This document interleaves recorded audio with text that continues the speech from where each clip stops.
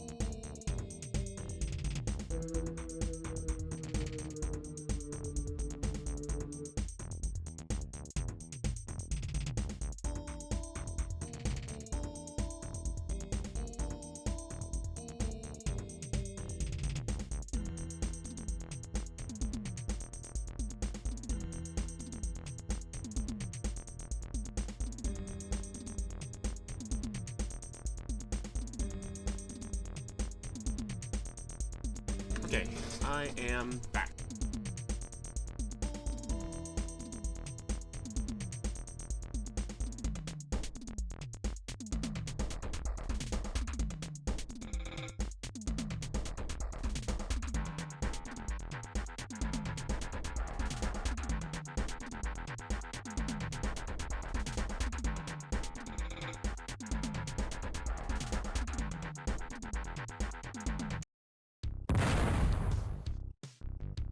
Now, what was that other save? What is that? It says level 15. What's this? Level 10. Okay. Oh yeah, that's right. I was using the save to test weapons. Right, I remember now.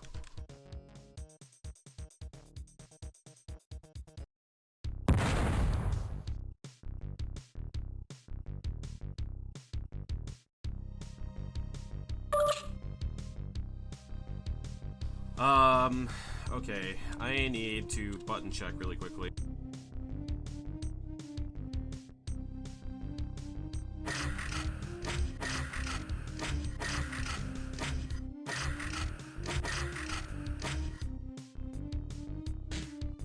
Okay, I think it should be fine.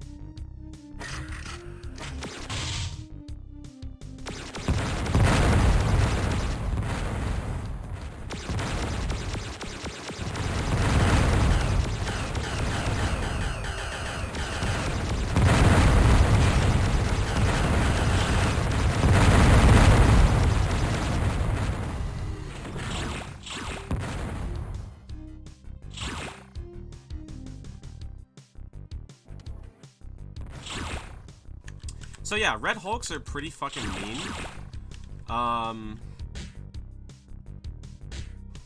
Their missiles are... Red Hulks, playing Descent and fighting Red Hulks has made me realize that anyone that complains about... Hello? Oh, he's...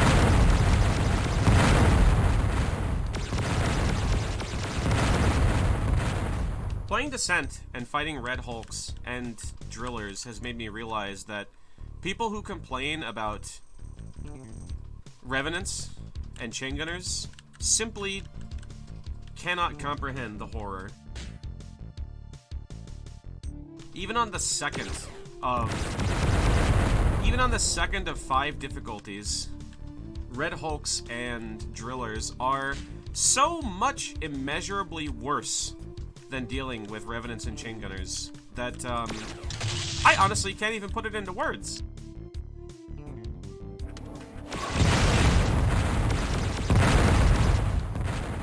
Vor projectiles are pretty awful. Okay, sure. Sure, Vor projectiles are pretty awful. I agree.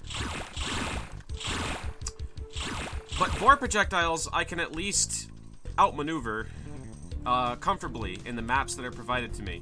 Red Hulks, you're usually fighting in horrible little corridors. My complaint about Revenants is the ridiculous range of their RNG damage. That's fair. That's totally fair. Valid.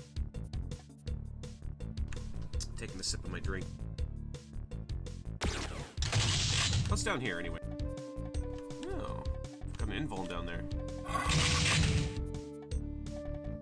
I love the funny skeletons, but you know that. I do. I also like the funny skeletons.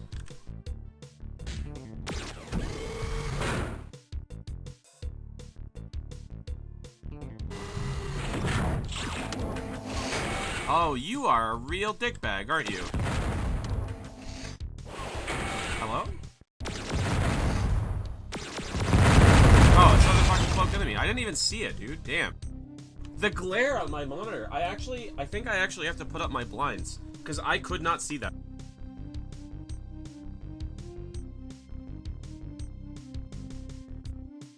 A Revenant that fires Vor projectiles that retain the Revenant's long range. Yeah, and they move as fast as Driller projectiles. Or not Drillers, sorry, Red Hulk. That's what I meant to say. Is that a mandatory secret? Is that... What do we need blue key for? Have we even... No, we haven't even seen the blue door yet. The real dickbag would be a fine username. Did I just say the words dickbag? I didn't even think about it. Did I say you're a real dickbag? I don't even think about the words that leave my mouth sometimes.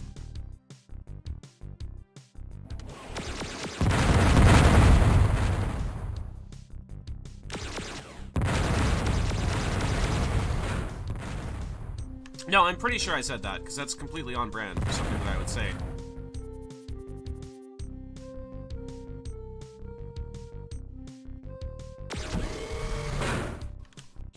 You did just say you're a real dickbag, aren't you? Alright, alright.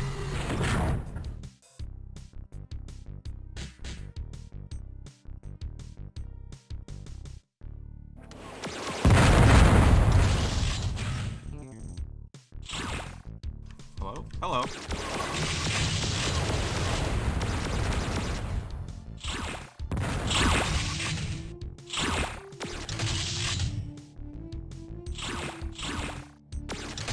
Oh, there's blue key. That was a mandatory secret. Or at least I think that was a secret. Maybe it wasn't a secret. Like a monster spawner of some kind. So, every time, this is usually a cycle that repeats itself over the process of a couple of months, basically. Every couple of months, I always remember, people usually seem to like when I get more vocal during my streams. So I should try and make a habit of talking more. But I'm such an introverted shut-in that I usually forget about that. And sometimes, games just get me so damn exhausted that I just don't have the energy to chat while I'm playing them. And that's not really the case here. I know sometimes people do enjoy my commentary, and I enjoy giving commentary, typically. But, sometimes I just don't have much to say about a game. And I realize that even if I don't have much to say about a game, I should be trying to, sort of fill the space.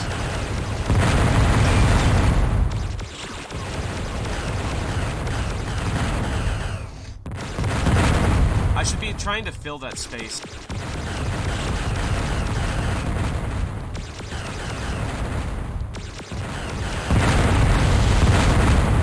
With general commentary that's not really necessarily related to anything. It's when stream of consciousness mode kicks in. That's what I do. See, that's fair. That's totally fair. There's an exit. Okay, or rather, there is the exit.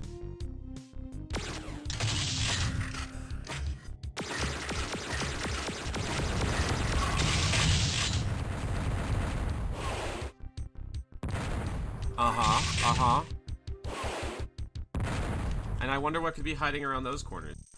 I do make it a point to keep the stream focused on the game, like stupid mundane shit. You know that, right? Okay, it's just regular bolts, no problem. No drillers.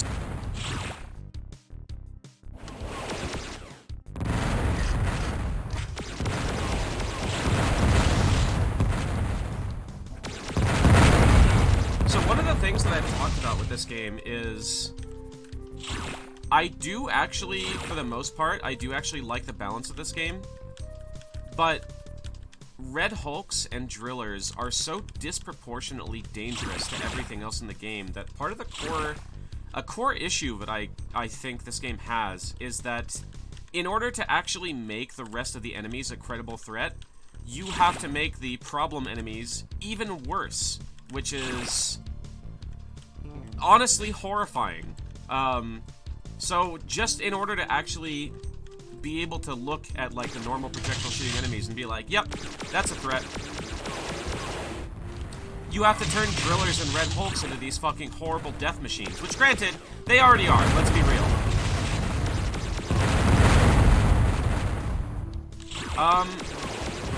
Do I need to turn the game down a little bit? I think I do. I think I need to turn the game down a pinch. Sorry about that. Just a little bit. Okay, let's try that.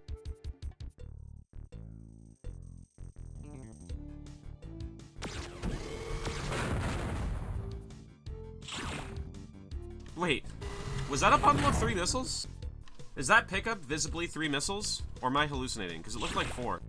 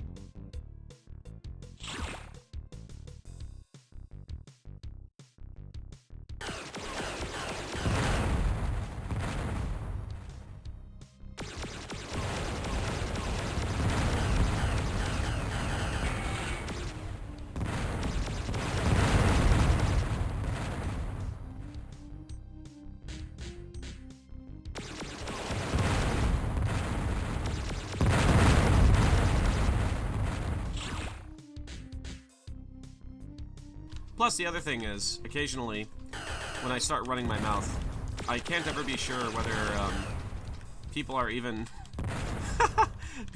paying attention or if they've just mentally checked out. But that's fine. That shouldn't really stop me because I know there are people that do watch these VODs as well. And as much, I do take the effort to make sure that the text in the VODs is going to keep being visible. That's why we have the little chat log there on the side. But, yeah, look at that. That's 4 pickup. Oh, that's right. It was... Whatever. I was thinking maybe it only said 3 because I only grabbed 3 of the 4. Who knows? It's a mystery.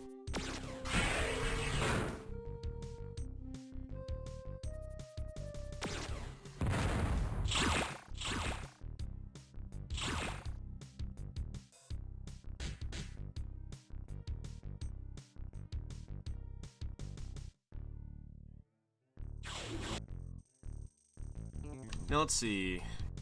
Where are we? It looks like we've pretty much covered everything in this particular area. We got yellow key out of that, so let's go double back to that little circular arch and see where that goes. I believe there was a spawner in that area somewhere, so we're probably gonna have to deal with that when we get there. Honestly, it's fine for people to mentally check out while they're watching my streams. That's never been a problem for me. I've never considered it an issue if people are just like, damn, this fella's boring. I'm not listening to him. The only issue I take is... it's okay, it's not really as much of an issue in chat, but it kind of grinds my gears a little bit when people join like a voice call that I'm in, and then just start talking about something completely unrelated while I'm trying to either stream a game or talk about a game.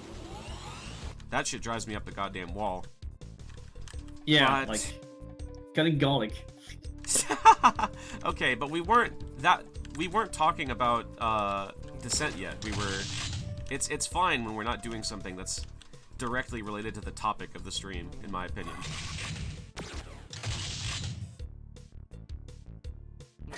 Well, it's my fault for being such a polite introvert that doesn't like getting in the way of what people are saying.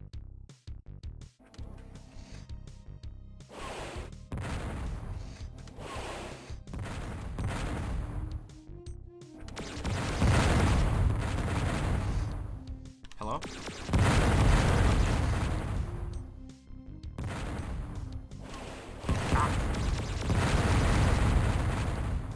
So homing missiles are really fucking important in this game because you can use them to find out if something is around a corner. There's nothing around that corner. There is something around that corner though. In fact, there's something around both corners, it looks like. Or they're just everywhere. Who knows? It's a mystery. Looks like there's one down here, and that's what was shooting at me. One of the things that was shooting at me. Let's wing a missile down there. No. No. There's that fucker.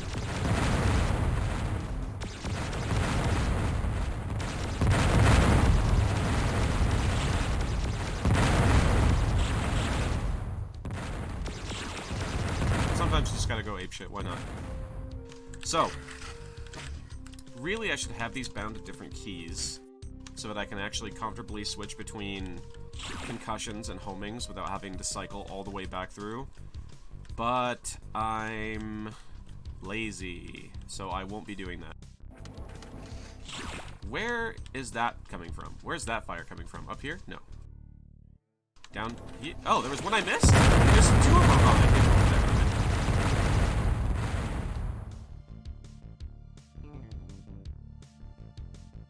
So from what I've seen of Eric playing Descent 2, by far it looks like a more appealing game. How can I put it? It's not that I dislike Descent. There are certain things that I think could be changed about Descent, definitely. But I do think it has some share of problems, especially with regard to the aforementioned Drillers and Red Hulks being a complete fucking nightmare. And the absolute... Actually, okay, you know what? The complete lack of respect that the level designers have for the player is not something I actually inherently consider a problem. Because that can make for some pretty entertaining levels. Just look at Abuse. That game's a fucking nightmare. That game's hell on wheels. That game is abusive. It's just actually abusive.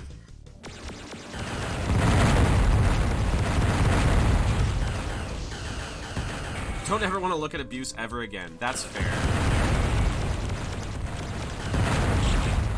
Okay, we took definitely some avoidable damage there, but that's okay. It's fine. It's perfectly fine. Technically, if we want to be fancy about it, we have 2,200 health waiting. Taking my lumps. Yep, and I absolutely don't plan on joining you in having played Abuse. Not on stream, anyway. Not as a stream game. Abuse is not something I will ever play for TBD Tuesday. You can trust me on that one.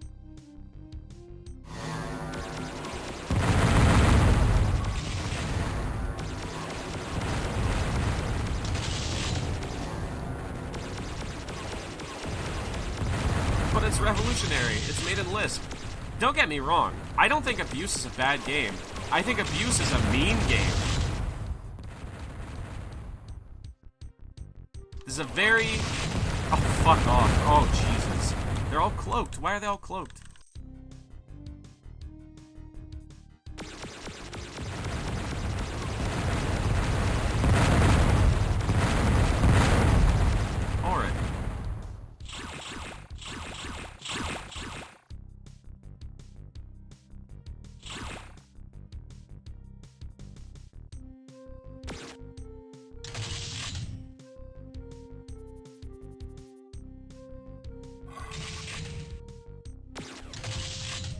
Nope. You know what? We're gonna go back and get the invul. I don't care. It should be like right here. Yeah, it is. Fuck it. Fuck it, we ball. Fuck it, we ball. Fuck it, we ball.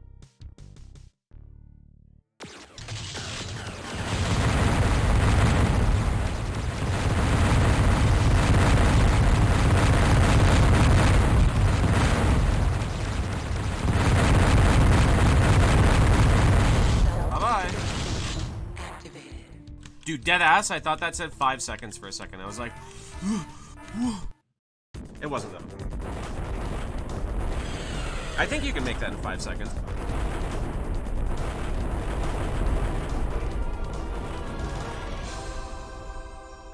Yeah, dude. Abuse was really something else to watch. I forgot the hostages again. Fuck my fucking scatter brain. Scatter shot through my goddamn brain. Sponge ass fucking.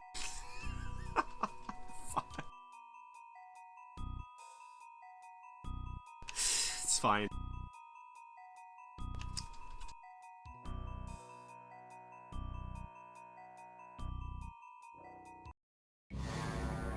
They were assholes anyway. Please be safe, G. We're meeting G over there. Oops. I must have fucking weaved right into that one like a moron.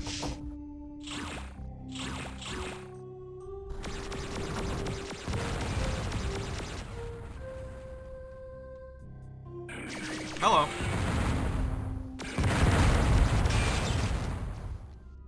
So, I talked about this on the last stream, but it bears repeating. I'll go over some of it a little bit again. So we have a handful of different weapons, and the thing about the lasers, the basic lasers, is that you need to get a good handful of pickups for them to really be not worth having. That's not it. It's rather for them to be as good of an option as they are. You need to get 3 or 4 power-ups, and then you also need to get the quad laser, or dual, yeah, quad, fuck it, I don't remember. I'm pretty sure it starts as a dual laser, and you get an upgrade that turns it into a quad. I can't quite remember. But, you get all those upgrades, and with all of those upgrades, the quad laser turns out to be really your, pretty much your best option for using energy the most efficiently and most powerfully. Because I actually did testing, and at least in D1X Rebirth, maybe it's not the case in vanilla, maybe, but I'm pretty sure it is. I have no reason to believe it's not. So, you have your laser, you have the Vulcan, which I'll get to later, you have spread shot, and you have plasma. Plasma is just a very quick firing, fast projectiles, very accurate, very zero fuss. You pick it up, you can use it, it's pretty good. And then you have the spread, which does a bit better damage, I think, a bit better DPS than the plasma, as long as you're basically kissing the enemy. Again, that's fine. Good damage, good, reliable, solid damage. Maybe not necessarily efficient. Plasma is even less efficient, and the fusion gun is the fusion gun. We'll get to that later. But the laser quad actually does more damage and is more efficient than your other 2 primary energy options. And while I could describe that as a flaw in some sense, it's only really truly a flaw in terms of game design. It's only truly a shortcoming of game design when the player is on a lower difficulty. Because if the player is not on a lower difficulty, this game really just expects you to die. That's just true. That's just a fact. This game does not only expect you to die, it wants you to die. And you will. You will die on higher difficulties. If there are people out there, if there are quote-unquote people out there that have finished this entire game on Insane with no deaths, then sure, my hat's off to you. I don't know what to describe you, because I think at this point you've stopped being human. But, yeah, sure, you're pretty fucking strong. But anyway, my point is, you will die. And in the event that you lose your weapons and you decide not to reload an earlier save, like let's say you want to play the game that way, you enjoy the game that way, you're, let's say, maybe familiar with the idea of pistol starting in Doom, then maybe you'd want to actually respect the fact that you died and lost your weapons. You lost your big suite of upgrades for your quad. Or, for example, on a higher difficulty, you died to something really fucking horrible, and in order to actually get your equipment back, you have to kill that horrible thing just so you can get your equipment back. Now, it's going to be a lot more feasible for you to grab a spread gun or a plasma gun than it is for you to find another 5 replacement lasers. So the entire idea is... the whole idea here is the spread gun and plasma gun are more useful in the sense of they are better replacement weapons for when you've already been knocked down and you're trying to pull yourself back up. So, for a perfect player, they're bad weapons. In a game for a player where if you die, that means reloading an earlier save and not making use of the extra life system, not respecting the fact that you lost your equipment, not wanting to start from zero, and that's fine. If you don't want to start from zero, that's fine. I'm not going to ride your ass about it. But if you do respect that, and you do allow yourself to die, then suddenly that plasma gun earlier that was just a fancy ammo pickup suddenly becomes a lot more important, because now, in a game so utterly brutal as Descent, you realize that that fancy ammo pickup is a backup weapon. It's there in case you die, and you will die. Bigger than shit, you're gonna die in this game. On higher difficulties, that is. On difficulty 2, you should be okay. But on difficulties, 3, 4, God forbid 5, yeah, sure as shit, you're gonna die. And the replacement weapon pickups become a lot more important in that instance. Excuse me, sorry about that. And that's interesting. That's an interesting way of designing it.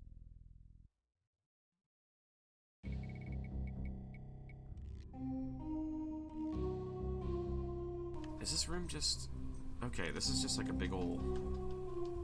oh, I didn't even see that third door. Shit, okay. So, let's see. That goes back up over there. There's another door. There's where we started. Hello, Sledge. Hello, Nil.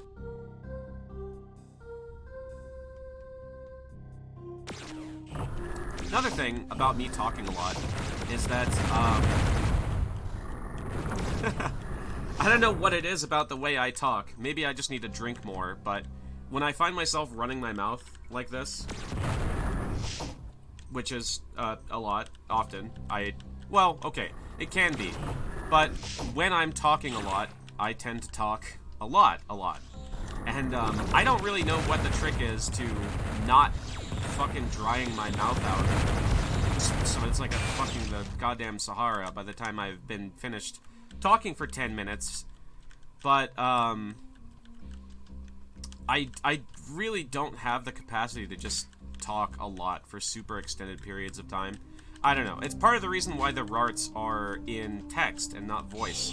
Granted, another part of the reason for that is it's just easier for me to really get my bearings on things that I want to talk about. It's easier for me to get my thoughts all in order, all nice and lined up in a neat little line when I am doing so in text. It's not really a stream of consciousness thing for me, because I definitely can talk a lot. I sure as shit can ramble stream of consciousness. Definitely can do that. I can sure do that. But if I'm talking about something critically, it's a lot harder for me to just talk. It's a lot harder for me to do that. Which is, I suppose, I guess I would describe it as a shortcoming on my part. But, have you seen the really uncanny vector graphics version of the crosshair? You can enable it in the options. No, let's have a look.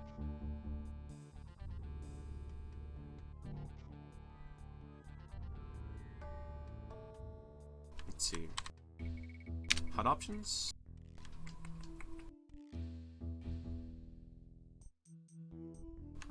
Reticle customization. Classic reboot? Nope. Oh!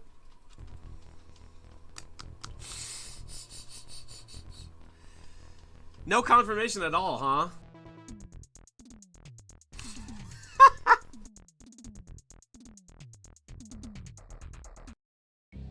Bummer.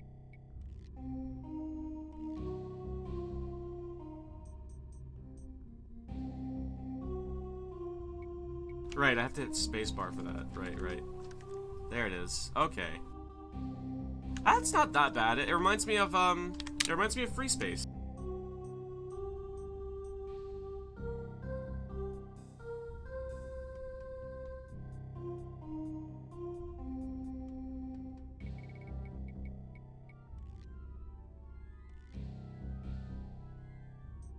Cloak and invulnerability timers. You know what?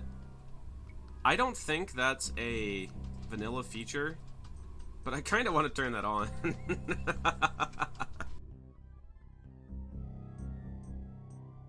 Can I admit something embarrassing? I only played Free Space at 640 by 480. Like, even when replaying it later. Because, like, for me, the way I grew up playing games, and the era I grew up in playing FPS games, for me, the ultimate nostalgic resolution, the ultimate comfort resolution is 800 by 600.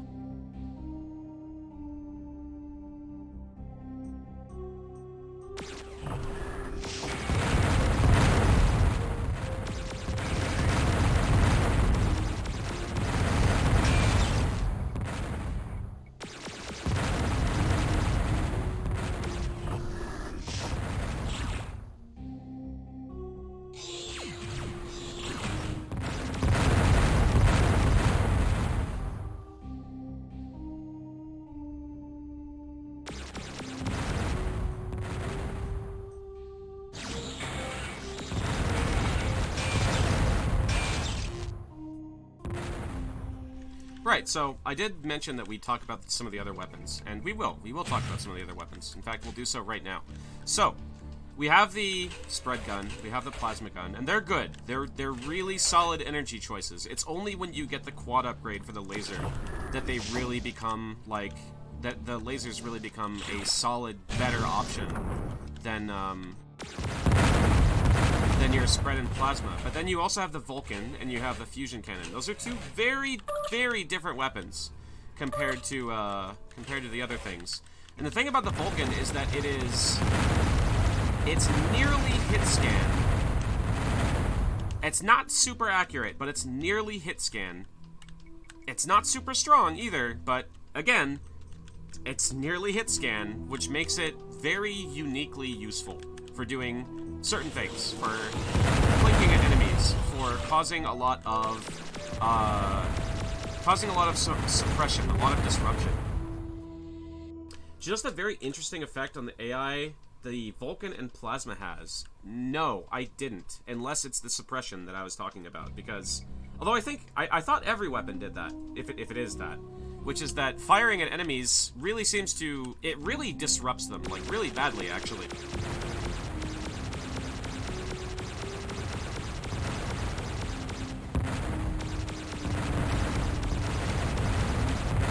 They stop moving and stop attacking. Really?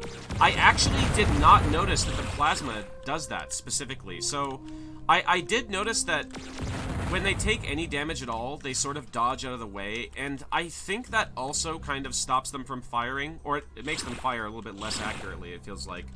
But, that's interesting that the plasma has that. I actually didn't know that. That is good. But I don't... Let's give it a try right now, actually.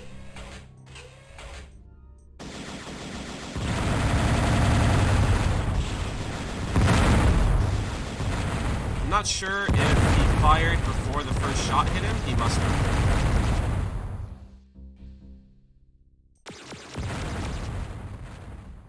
But the Vulcan is nonetheless useful for its own reasons. Like I said, the fact that it's nearly hit scan just already immediately makes it nearly indispensable. I have no idea if the supervisor robot actually does what the briefing says it does. I don't either.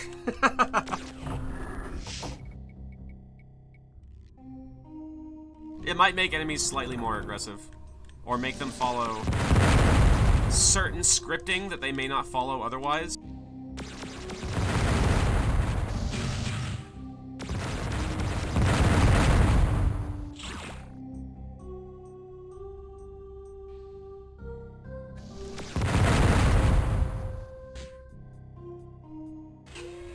Okay, let's see this fella here. So, if we...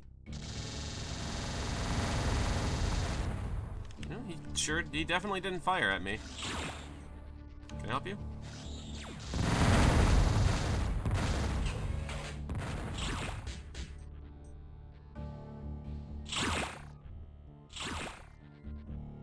Vulcan go burr. Vulcan indeed go burr. PlayStation port has colored lighting. Why is that a thing for PlayStation ports? It's a thing for Doom, too. It's weird. It's not like I mind, but it's weird.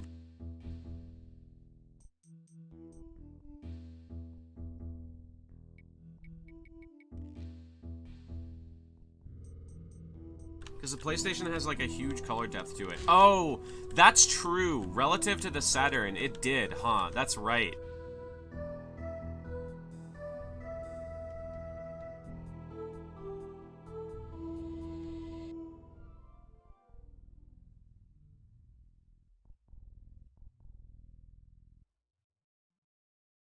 PlayStation had actual alpha blending operations. That's actually kind of surprising to hear, because I feel like a lot of what I see on the PlayStation is like dithering, like stippled dithering, and I feel like I saw that a lot on the PlayStation.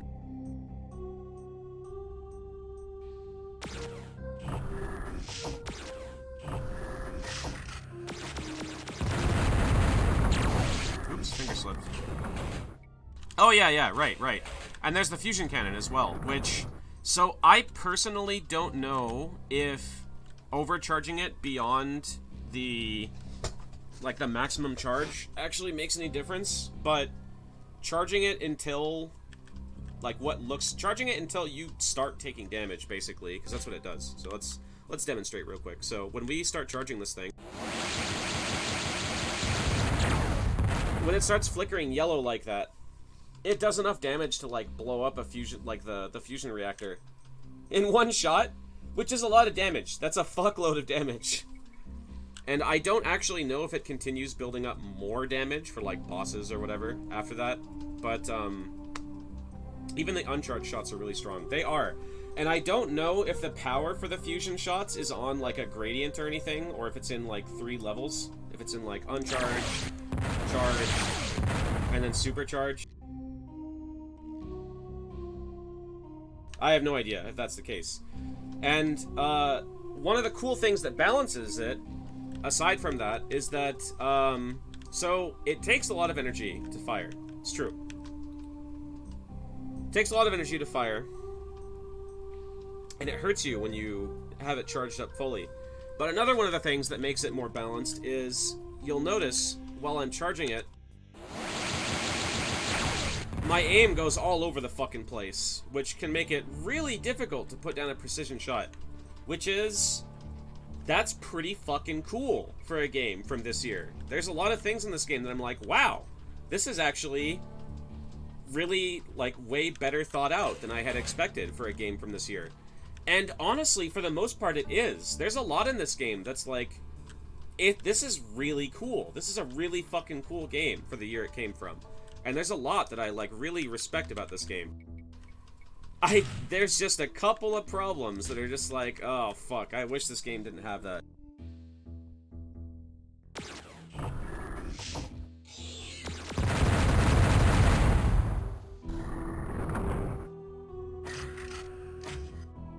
Netcode and Descent is an unfortunate happenstance. Oh, yeah? 1994 netcode in general is shit. Oh boy, tell me about it.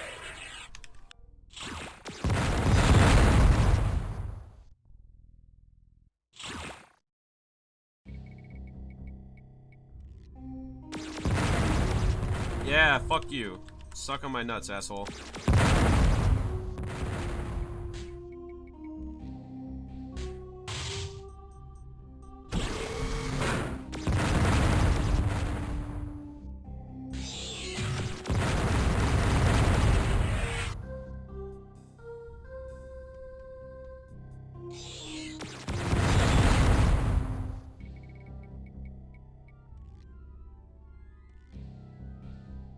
Basically, if you ever felt like building yourself a nightly build of DXX Rebirth, we can try and get co-oping, and you can just visually see how awful the player movement is.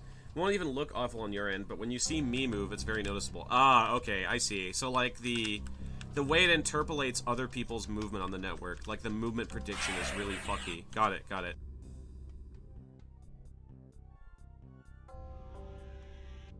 Oh, there's nothing up there. Okay. What did we come here for? What? Was it just that power? It was just the quad power up, huh?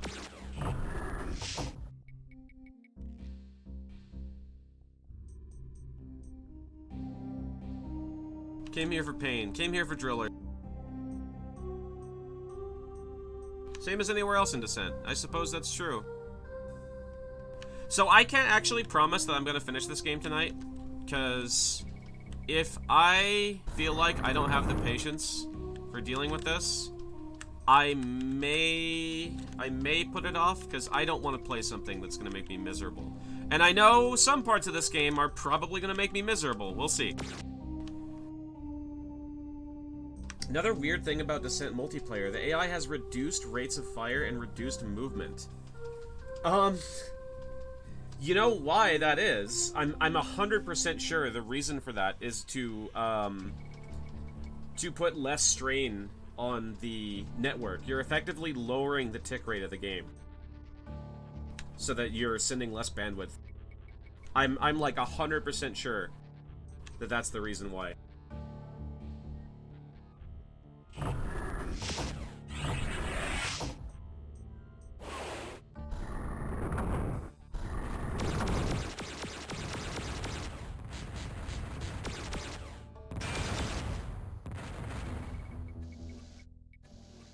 Oh, hello.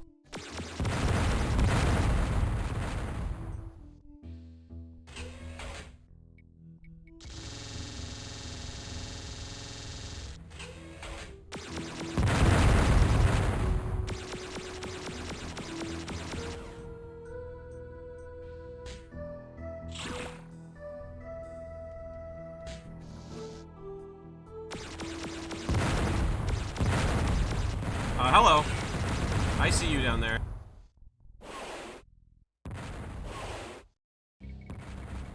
Got his ass.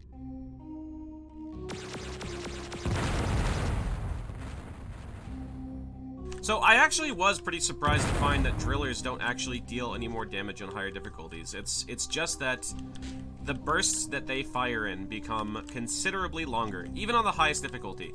On Insane, they still do the same damage. Their projectiles still travel at the same speed. It's just that they basically don't stop. They fire in like 40-shot bursts. It's ludicrous.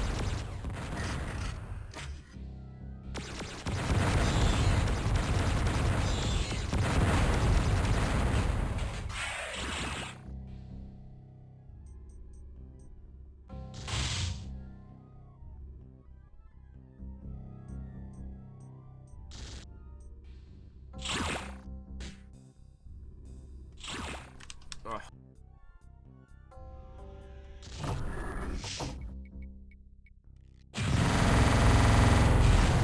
Man, fuck you.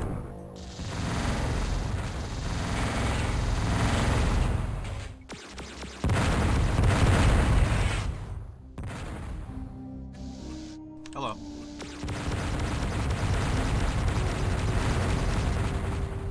Yeah, I'll take shield.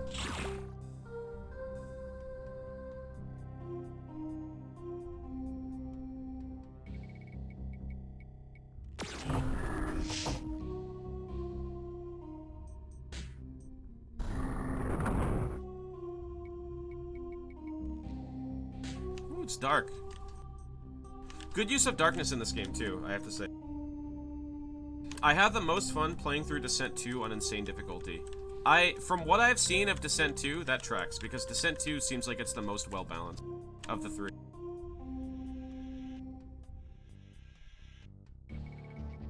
Now, I don't know if that's actually true, but from my anecdotal observational experience, that is how I feel about it.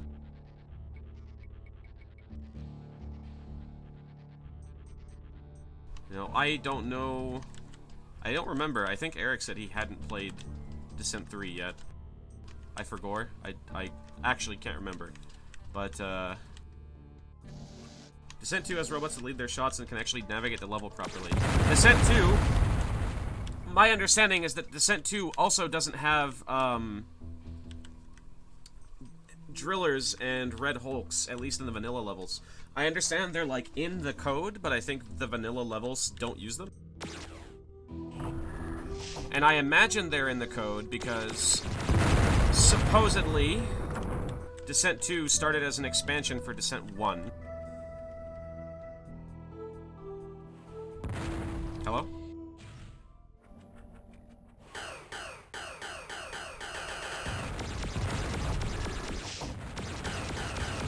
Oh, wow, fuck you.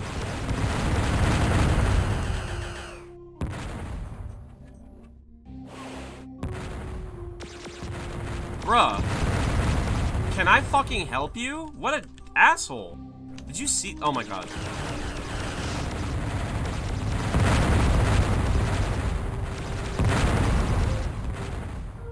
Come on, bro. Come on, bruh.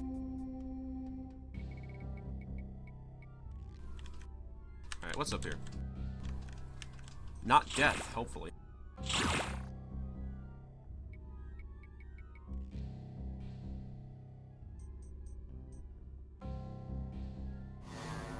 He's like fighting a tricording player. Oh god.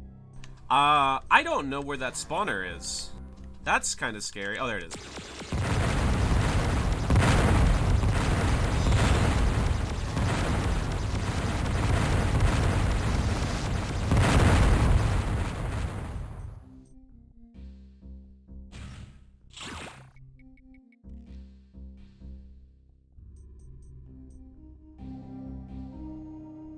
Oh, yeah, that's right. So, another thing that I was talking about with the motion sickness, about it's the expectation, it's what the brain is expecting versus what the brain sees.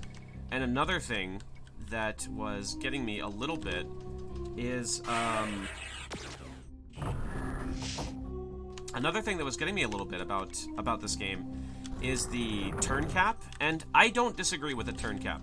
I mean, if I did, I don't think I'd be able to play any 6 Degrees of Freedom game. And I certainly wouldn't enjoy dogfighting games at all, actually, as much as I do. And I love them. I love dogfighting games tremendously. I just love space fighting. I love aerial dogfighting. I love flying planes and jets and whatnot. Although I suck shit at jets, but it's not important.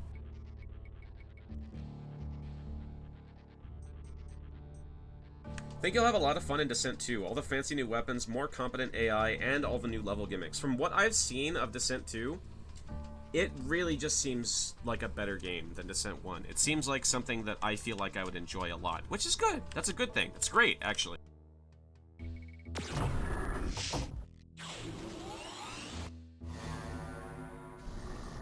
Hello?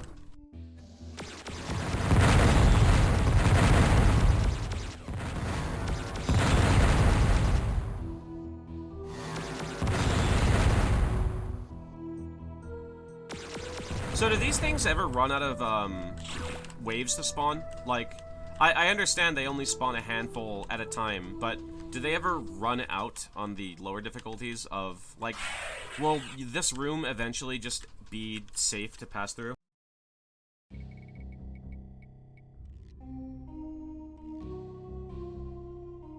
And they do, but in Descent 2 they don't. Okay. Descent 2 can actually end up spawning so many robots you can't even fire guns anymore. Oh my god.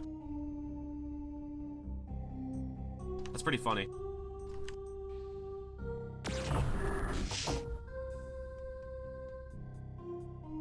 But I imagine it takes a Herculean effort to even get to that point. Oh, hello.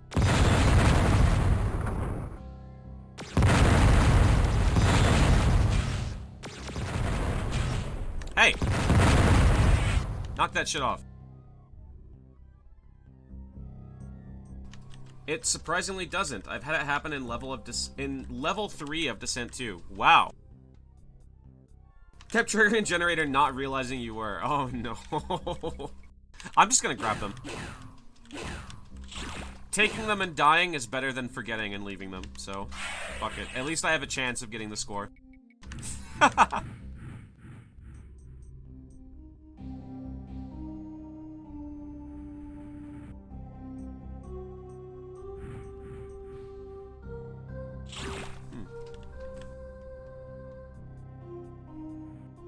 It's a weird little nook.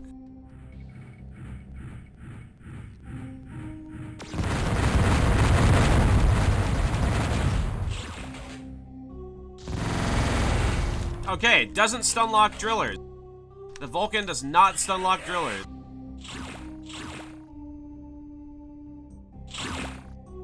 Oh no, you know what? It might have started firing when I fired my gun. If I was closer, that might have worked. Maybe. Because nothing is a hit scan, so... Oh, that's... okay. That's funny.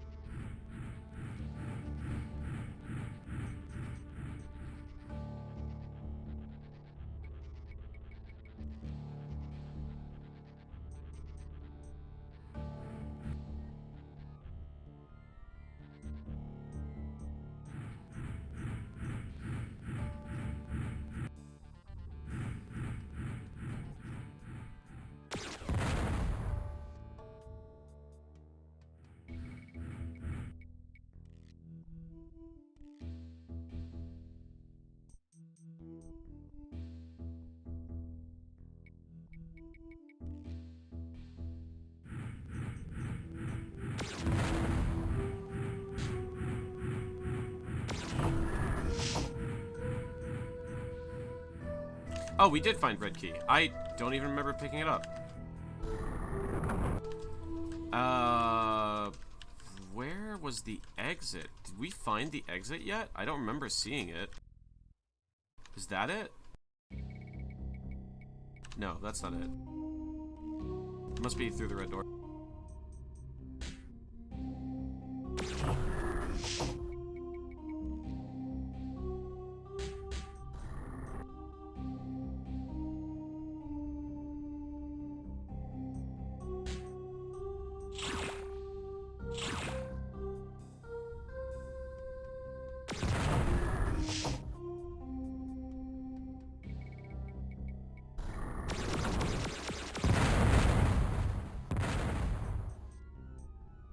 Is that a spawner?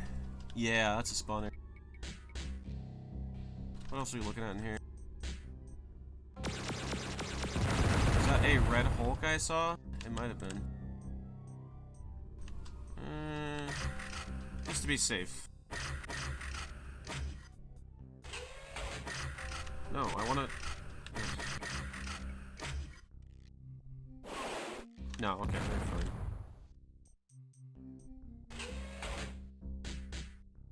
How about there?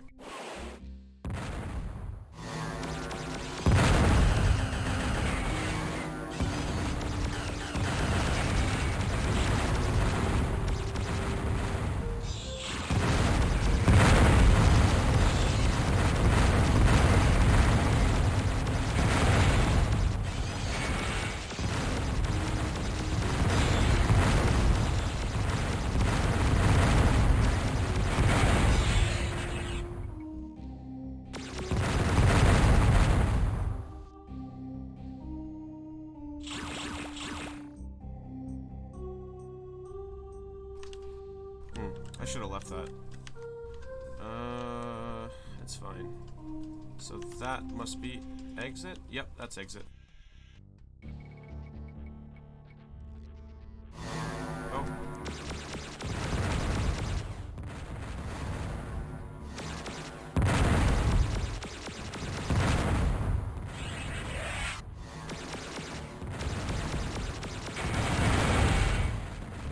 Boy, that's fairly generous respawn timer.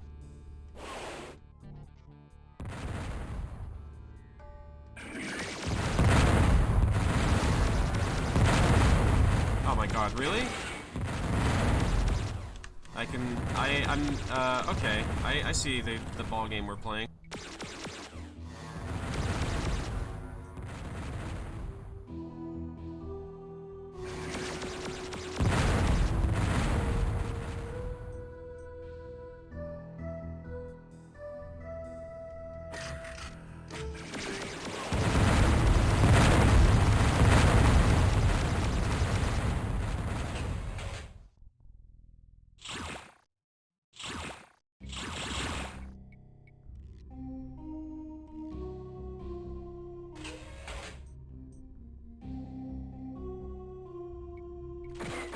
Oops, what? Oh shit, wrong button.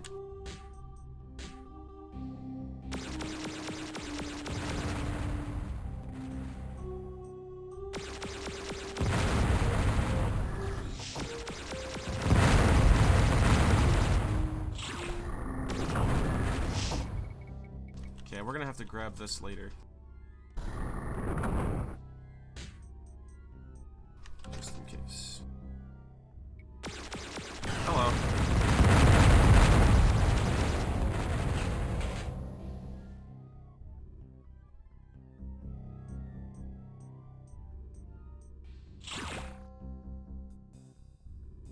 Hi.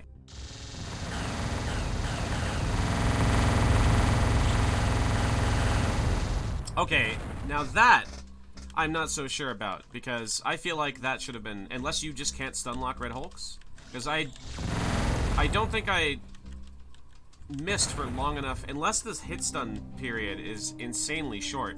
Some of those shots missed, but I feel like not enough of them to, for that to be a problem. I don't know.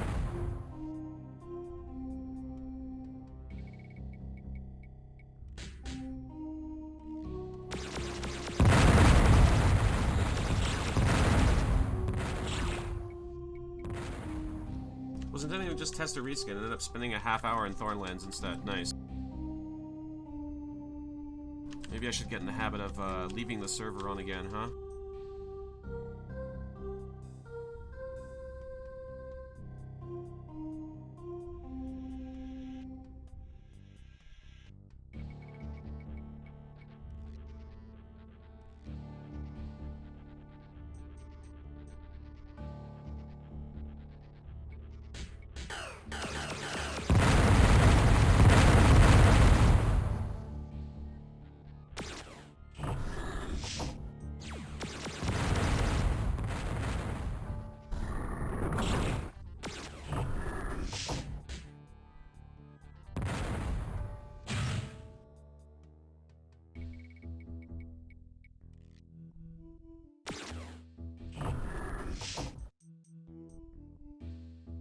How's the gameplay so far? I think I remember you playing this last FPS Friday, but I couldn't make it there. It's good with a couple of caveats. Namely, there are certain enemies that are just disproportionately way more threatening than really anything else in the game. And in order to actually make the, at times, a lot less threatening bestiary more dangerous, you have to make the already problematic, really strong enemies even stronger, which is bad.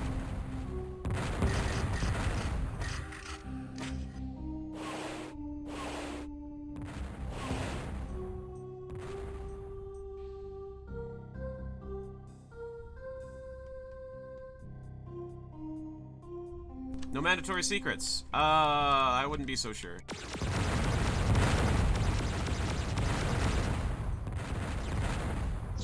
How nice. That's just in there.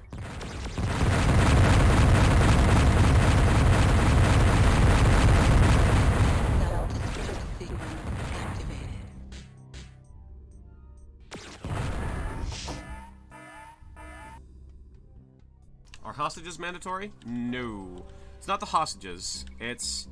There are occasionally doors that I remember not really... I'm pretty sure there are key cards behind,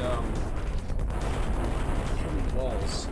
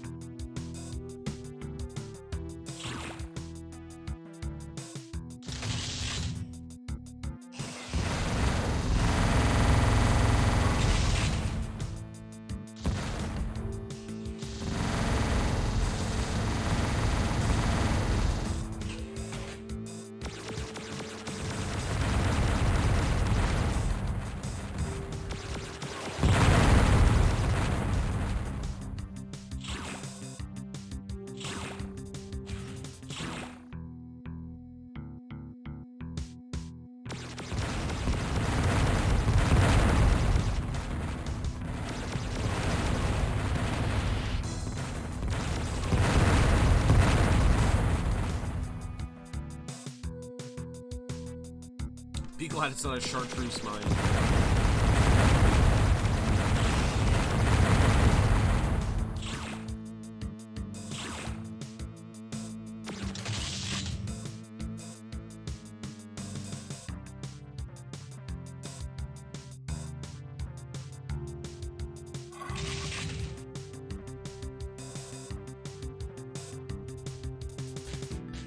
So I wonder how different the music sounds with... I don't know, would it be... Why are you fighting these little crimuloids? Because they drop mines! Because they drop landmines. Fuck them.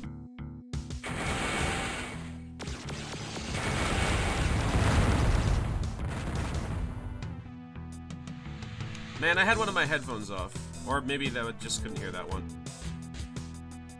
As my brother is telling me about Path of Exile. He's really trying to sell me on Path of Exile by describing things that are not appealing to me about Path of Exile.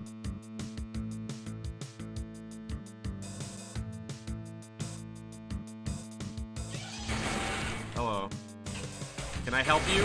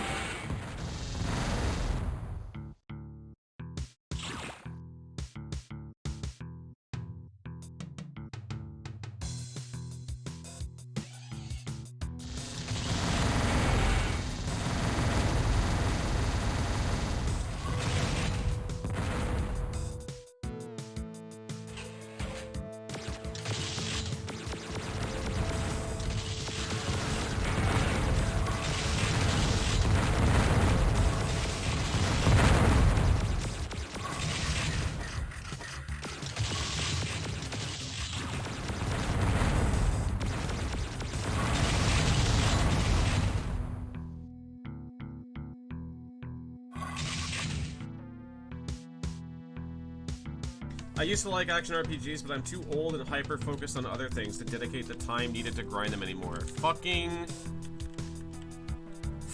big mood there.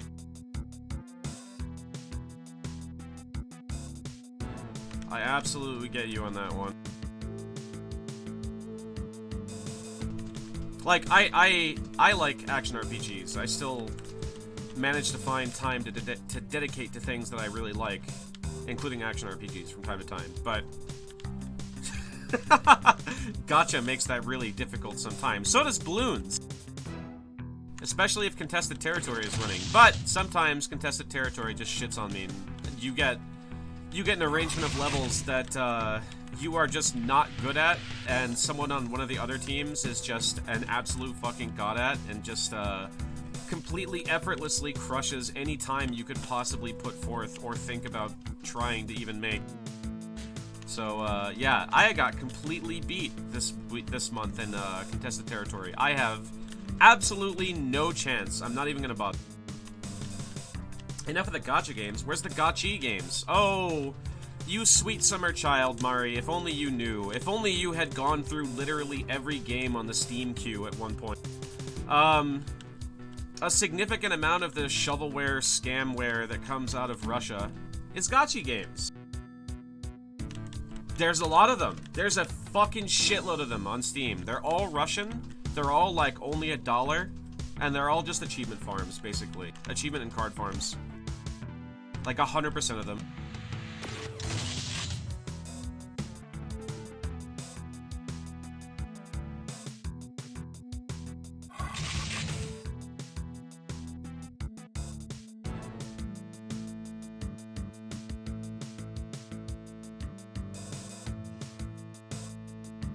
Oh, wait, get back here, you little bastard.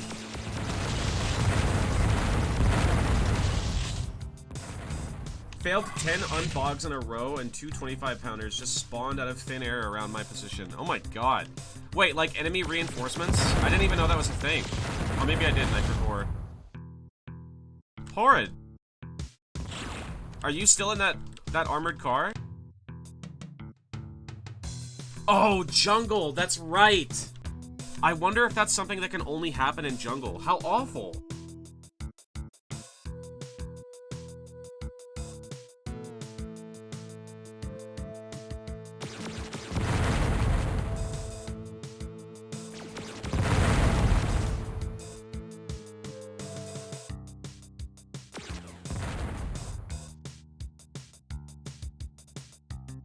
I want to know what's down there, but I don't want to grab the invuln yet. Okay, so is sitting foot in here gonna trigger these spawns? Not yet.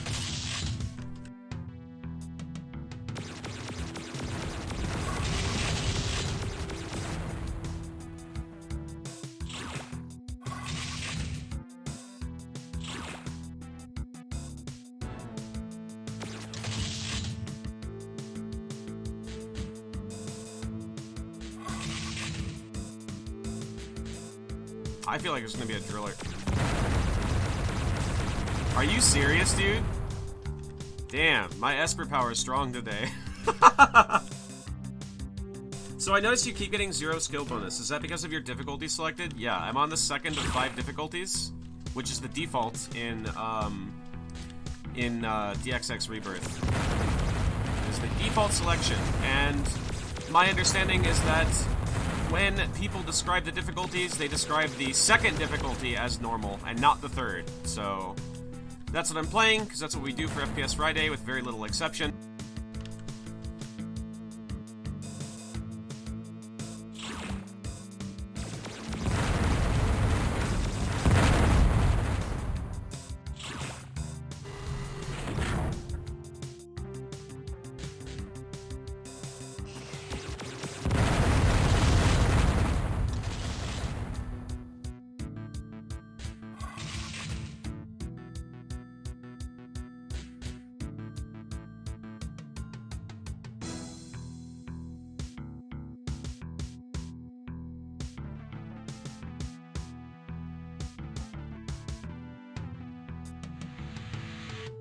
Did 40 damage to a 25-pounder and withdrew. It's good that you were actually able to withdraw out of that, because I can definitely see how you might not have been able to get out of that one, especially if they were so close. It's one of the nice things about being a small... I think that vehicle... That vehicle's not a recce, is it? Not smaller armored, just wheeled. Oh, okay. Guess we're committing.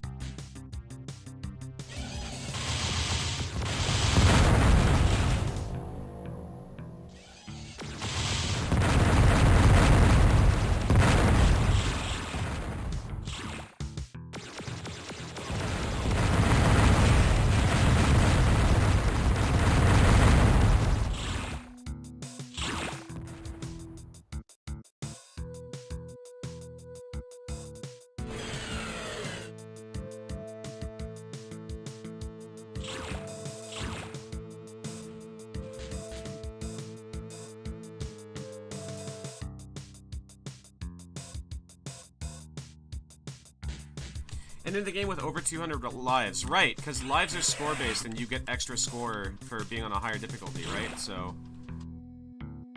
And that's a multiplier, right? Or is it a flat bonus? I don't know.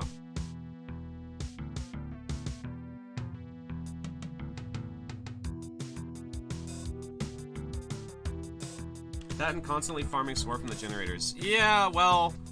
I don't consider that a positive thing. If you can leech score off of something that's infinite, then that makes score attacks completely useless, which is a huge, what's the opposite of an appeal point for me? I think being able to leech score infinitely off of a generator sucks shit. Especially if you can get lives from it.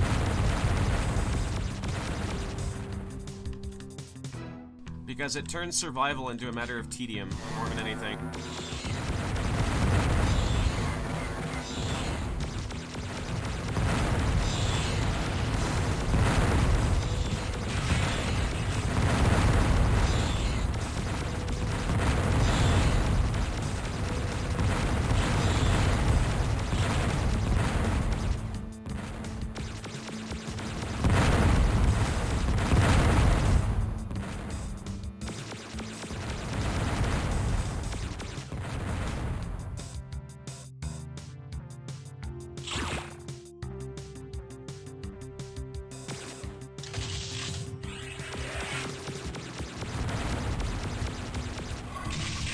So wait.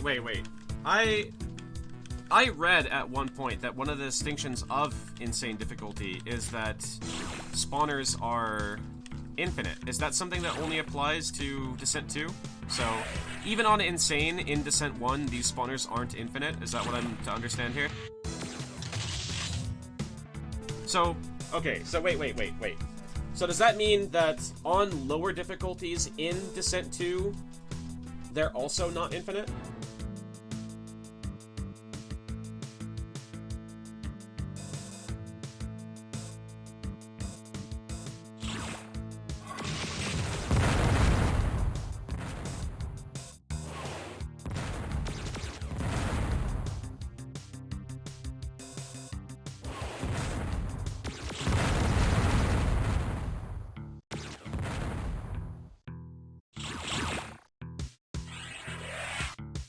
I haven't tested to see what the spawners do on lower difficulties in Descent 2, but I'm gonna hazard and guess and say they're not infinite on easier difficulties in 2. Okay, because that was one of the things I was actually worried about, with regards to what you were just saying about them being infinite.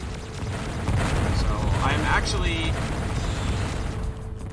somewhat pleased to hear about that. That's good. That's a good thing, to me at least. Descent 2 lets you smash lights. Great! I love darkness. That's why the game introduced the headlights. Oh, that's funny. That's pretty funny.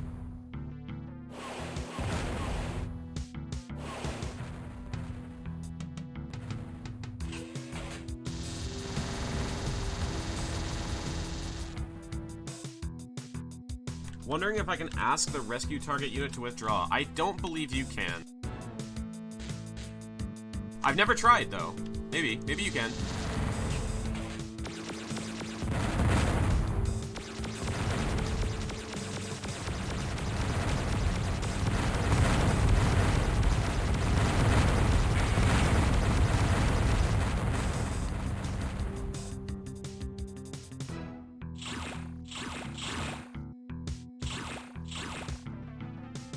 I need to really quickly check, I need to really quickly check my FPS Friday list. Hang on. I don't know how much I can talk about Descent 2 without spoiling stuff. I know a little bit, but just leave, for the most part, try and leave, like, the details of new weapons or enemies or level gimmicks out of it. Because, like, it's discovering that makes... For me, the discovery of things is one of the things that makes shit games for FPS Friday tolerable. Like, I love the feeling of discovery. So, like, learning about names or the fact that something exists isn't necessarily a problem. But, okay, good. I do actually have, like Splinter Cell even, on the list of stealth-centric games for the maybe eventually things I'll do for FPS Friday when I run out of other ideas. It's okay. The manual does tell you all the weapons. Well, luckily for me, I don't read manuals. Unless I'm playing a roguelike, maybe. But, or I run into something really awful. But even if it's in a manual, I mean, technically it's not a spoiler, sure. I can't get mad about something that's in a manual, but I'd still prefer not to know about it if I can help it.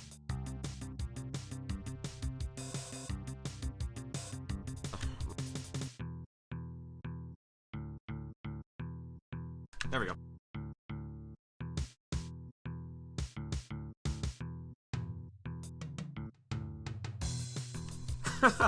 Would you want the edgy Dark Lord CD audio in Descent 2, or are you going to play with the MIDIs from the demo? I'm going to play with whatever happens to be in the Steam release, or rather D2X, so that's the answer to that. That's my answer to that question.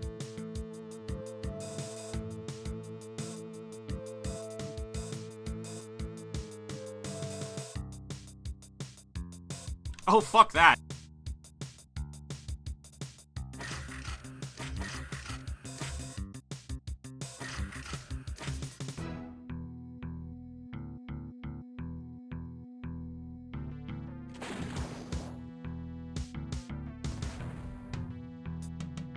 Yeah! We got most of them. That's fine. You'll have to manually add the CD tracks for G2X to read. Then I probably just won't have music at all, honestly. I don't know. It depends. We'll see. I have an archive that has all the CD tracks in FLAC. I don't know. If they're... I suppose I can give them a listen. Music isn't usually too important to me. If it's not grating, it's fine. But normally I'm not too concerned with whether something is something's a banger, whether music fucks or not. I didn't actually mean to grab that yet, but whatever, it's fine. There's another one. Oh yeah, actually, there is one thing I want to bring up that really pisses me off about Descent 1. There's one single thing that I think I completely forgot to talk about last week, or at any point in between. No, that wasn't last week, that was 2 weeks ago, because I took last week off because I had to put a cat down. There is one thing that really fucking pisses me off, and I don't know if it's Descent Vanilla or if it's D1X, is that in the auto-select, the switch on pickup and the switch when out of weapons, Mega Missile is at the very fucking top. Even though it's a dumbfire missile with huge radius, it's up at the very top of things that you auto-select when you pick up. Oh, with priority over everything else. And that fucking incenses the shit out of me. Because I killed myself with that, and that really pisses me off. But luckily you can change that in D1X. I don't know if you can change it vanilla, but you can change it in D1X.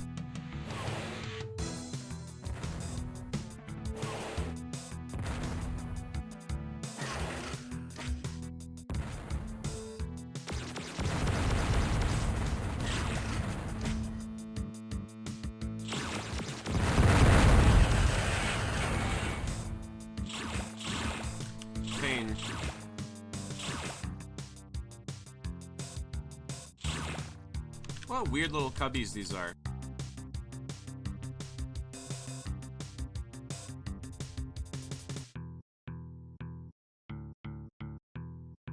Wait. What?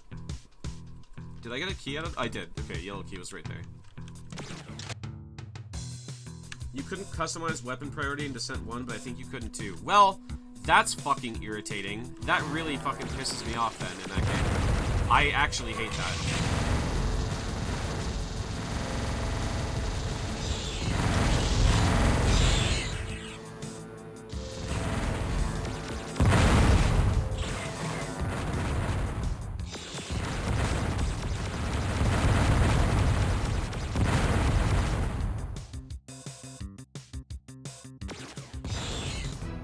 Hello? Where is it? There it is.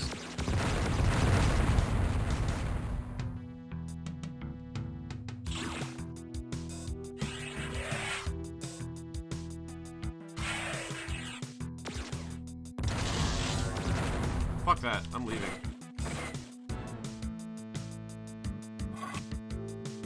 So we got yellow key, that's down here.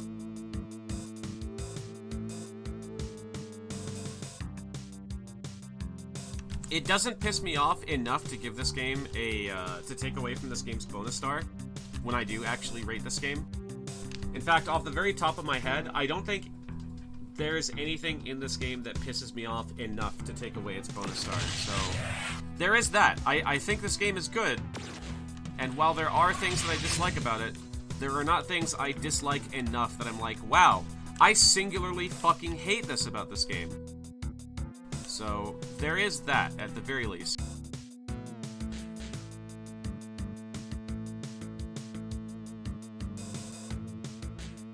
Because just because a game is spectacularly rude or has really fucking mean enemies does not necessarily mean that I hate them enough to shit on a game's rating because of that. There are definitely times where that is the case, like for example, Red Faction, which continues to be probably one of my least favorite games for FPS Friday. But, the railgunners in that, for example, and the way they're used, the way they're designed, let alone the way they're used, is more than enough for me to give that game a negative bonus star by itself, even if there wasn't things otherwise that pissed me off about that game, which there are. There's plenty of things that pissed me off about Red Faction.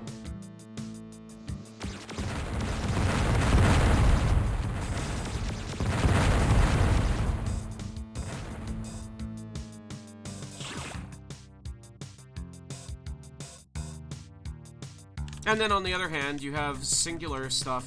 Okay, actually, granted, this isn't a great example either, because I was going to talk about a singular level that would tank a game's rating. In this particular instance, a converted church, chapel, whatever it is, in Venice, Italy, in Marathon Infinity. And I was going to talk about that potentially tanking a game's rating and taking away its bonus star, which technically it contributed to. But there were so many other things that I hated about Marathon Infinity that just that one thing alone wasn't going to make or break its rating. people are always out here talking about colony ship for sale cheap. At least that was a puzzle that I could solve. Uh-oh, I'm dead.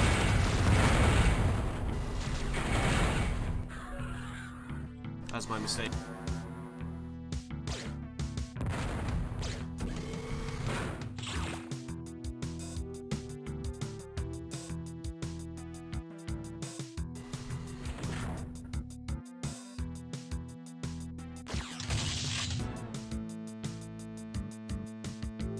So yeah, at least there's a puzzle to solve in Colony Ship for Sale Cheap. It's not a puzzle in Converted Church in Venice, Italy. That's not a puzzle, that's just tedium.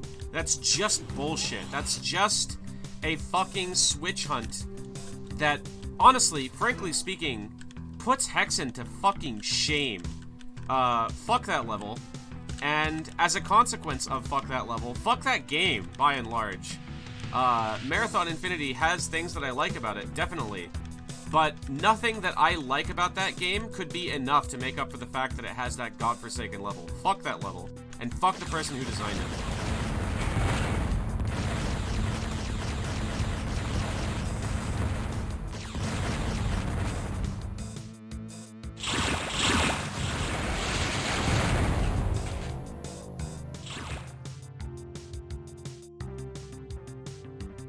Seriously, there are not enough strong words in the world for me to describe how much I fucking hated that level. It's not even that I spent a lot of time in that level. I hate that level on principle. I don't hate that level because I was sitting around at that level hunting switches for 2 hours, because I wasn't. I hate that level because from a very core fundamental level of design, I think it's fucking abhorrent. That's why I hate that level. I hate that level because it is the most obnoxiously designed thing I have seen in FPS Friday in the space, basically since it started as FOSSA Friday. I have not seen anything so obnoxious in a level since I played through all of Zaxtor Snort's material. That's not even a joke. That's just real.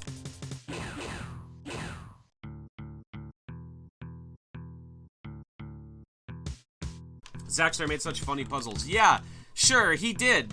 Like the fucking... what was it? Like a fucking 12-switch puzzle in front of a wall-mounted gun that was constantly shooting at you that you had to brute force because the solution wasn't in the map. What the fuck? Jesus Christ, God rest his soul, but some of that level design was just completely out there, man.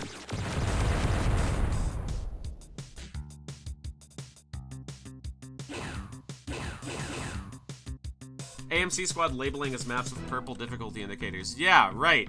And like... and those pyramid maps are like... it's like the most sane Zaxtor map. It's hilarious, man. It's great. It's so fucking funny. God rest his soul. I love that. I loved Zaxtor. I really did. He made some of my favorite maps in all of the history of Duke Nukem user maps. In the history of user maps that I've played as a whole, as an FPS gamer, Zaxtor made just really great stuff. It just also happens that he made really fucking horrible stuff, too.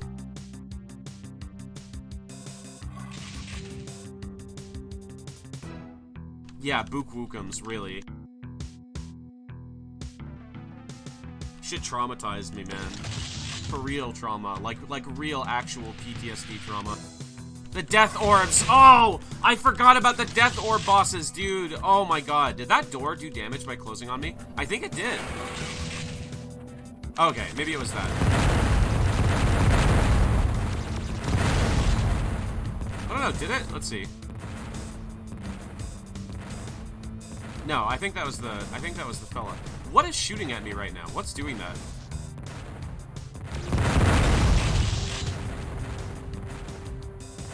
The reactor is shooting? Okay.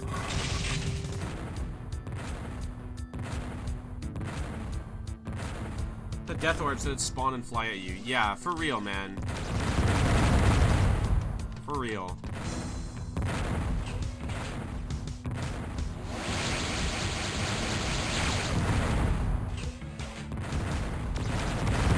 Actually, you know what? Let's look around a little bit.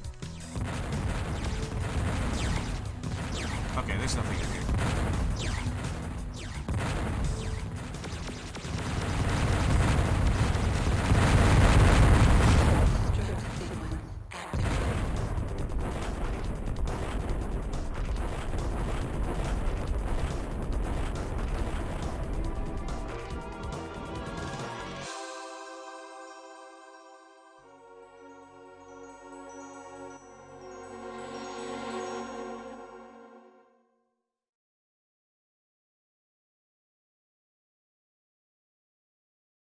Water mine. Yeah, I mean, in space, why not? You see that? You see that terminal right there? That's where that Marathon Infinity level took place. I forget the name of it.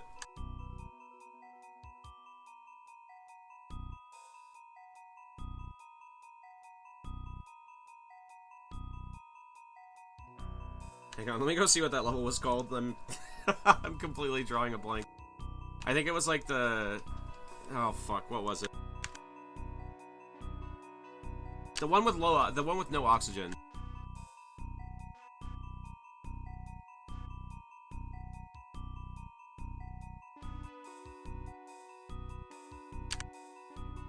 Acme Station? I think it was Acme Station, yeah.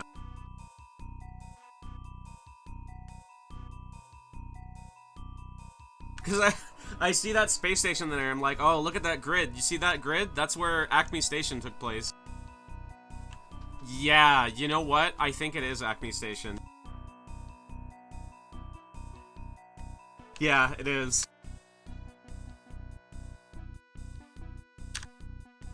Let me get a picture of what Acme Station actually looks like, so I'm not just rambling on like it's psychotic right now.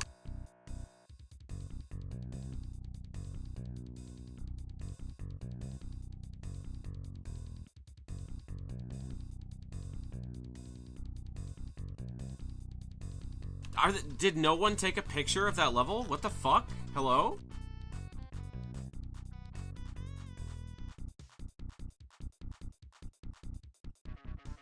Unreal. Okay. Alright, here's someone doing the VidMaster challenge. There.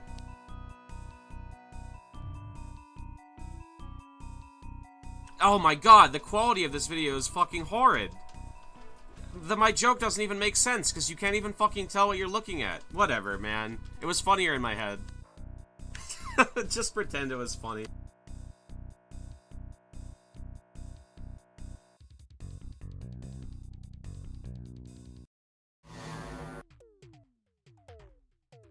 We're meeting G over there. This isn't Unreal, this is Marathon. No, it's Descent. So begins my descent into madness. Better than following a pathway into darkness. What is this co-op start shit? Look at this.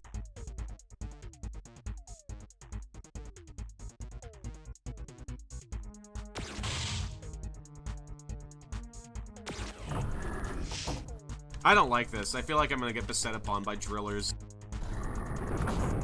Oh, I fucking hate this, dude. This is awful. How'd you know those are co-op starts? Because I played Doom. Because I played Doom custom maps. Descended upon by drillers. Is that a driller? Motherfucker, it is! Oh, I hate when I'm right. God damn it, dude.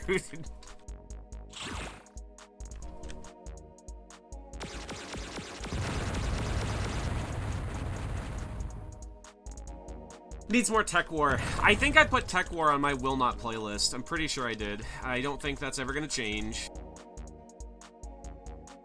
Nope. No thank you. Oh look, a spawner. Great. You can play Tech War and build GDX. Yeah, you know what? You can. But it doesn't make the game any more tolerable.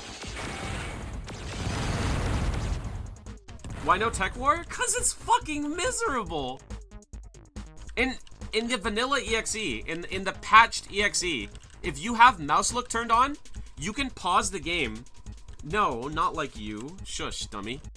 You can pause the game and you can fucking use your mouse. You can use mouse movement to move while the game is paused.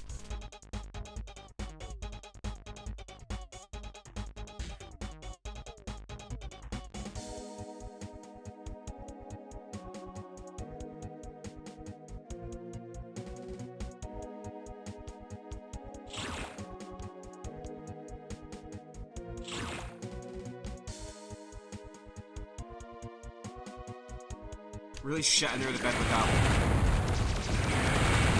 That was really avoidable damage. I have a brain the size of a peanut, except the inside of the peanut, and not the shell. If you die in amulets and armor, the mouse still lets you move while you're dead. That's great. I love that. And I'm not saying that's good in amulets and armor, but bad in Tech War. I just think it's funny. In both cases, I think that's fucking hilarious. Please pray for Sledge. He's very stupid. Also, mostly illiterate. Okay, but what's with this ladder, though? Look at this ladder. Look at this ladder and tell me who this was made for. Look at this fucking, like, 8-foot leap you have to do after climbing this ladder.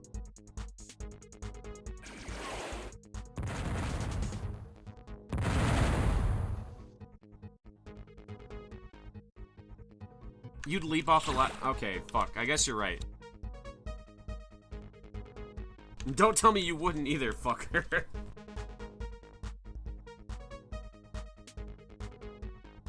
Actually abuse the pause mouse movement to get past most of that game.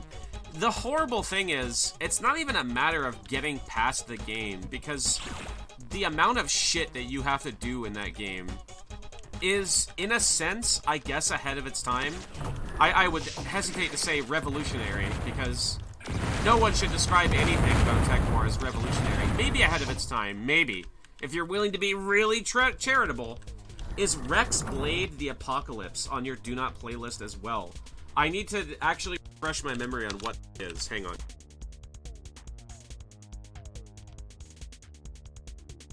Rex Blade, the battle begins. Oh, what the fuck? I remember someone mentioning this game. It must have been you. I remember you mentioning this game like 2 weeks ago.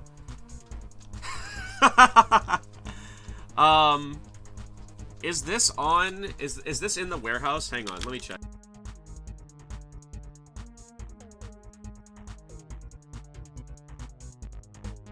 Check out this hard lock action. Let's have a look. Rex Blade. It is in the warehouse. God save us all.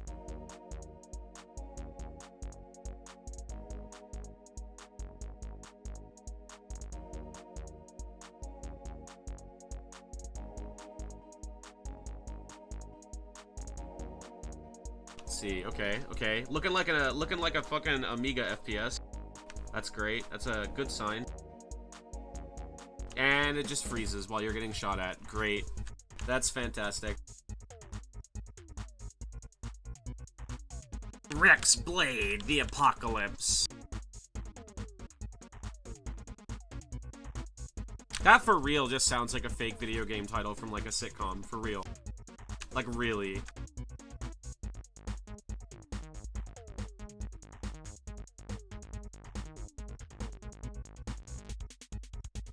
Steals sprites from Tyrion 2000. Excellent. That is fabulous. I am actually surprised that this is a DOS-only game, because this for real looks like something that some horrible Amiga mutant that's like, you see, Alien Breed 3D is the most revolutionary shooter in the DOS era. This really looks like that kind of game.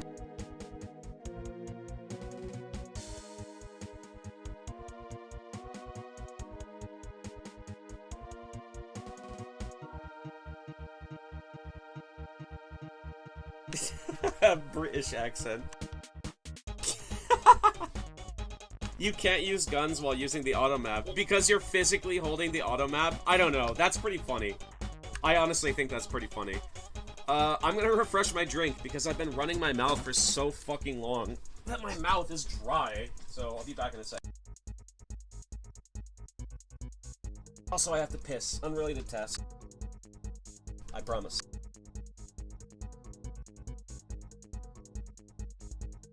Or like, you ever wanted to play Descent? It's like a game where you work for Thatcher, but like in space.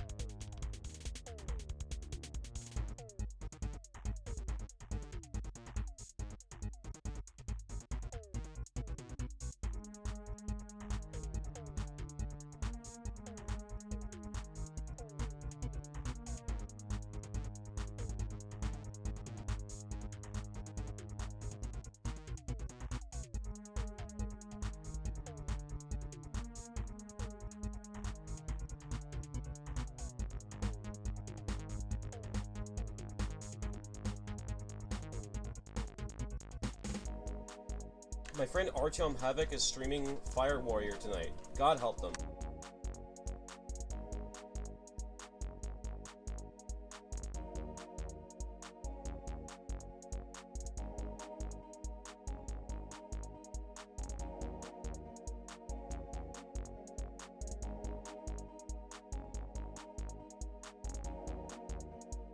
I mean, really, I guess there's nothing that's, like, singularly fucked up about that game that makes it, like, specifically shitty to play. It's just more like, it's not, like, good. So, okay, I'm sitting down again. I actually have my headphones on again. So, I actually did this a while back. I brought it up here, on a couple of other streams. It bears repeating since I have the attention of a couple more people this time, which is that the FPS Friday rated list now has years. So you can see trends of, you can sort by year and see trends of how much I hated games based on the era they came from.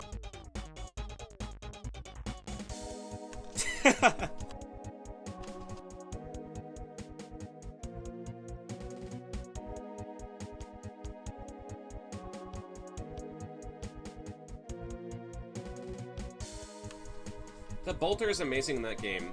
The problem is with that, is that the bolter goes from being a cool power weapon to just being the only thing that you can feasibly use, because you're drowned in ammo from it, and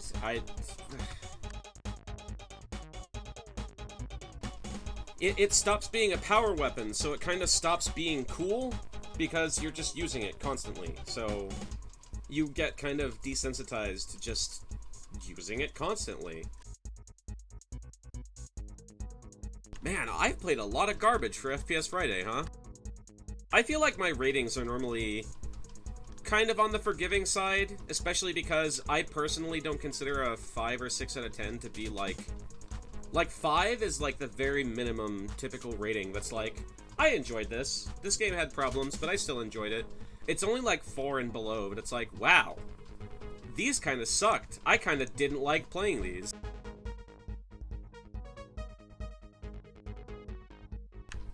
First map of episode 2, impossible to complete without cheats. Every other map, no problems. That's amazing.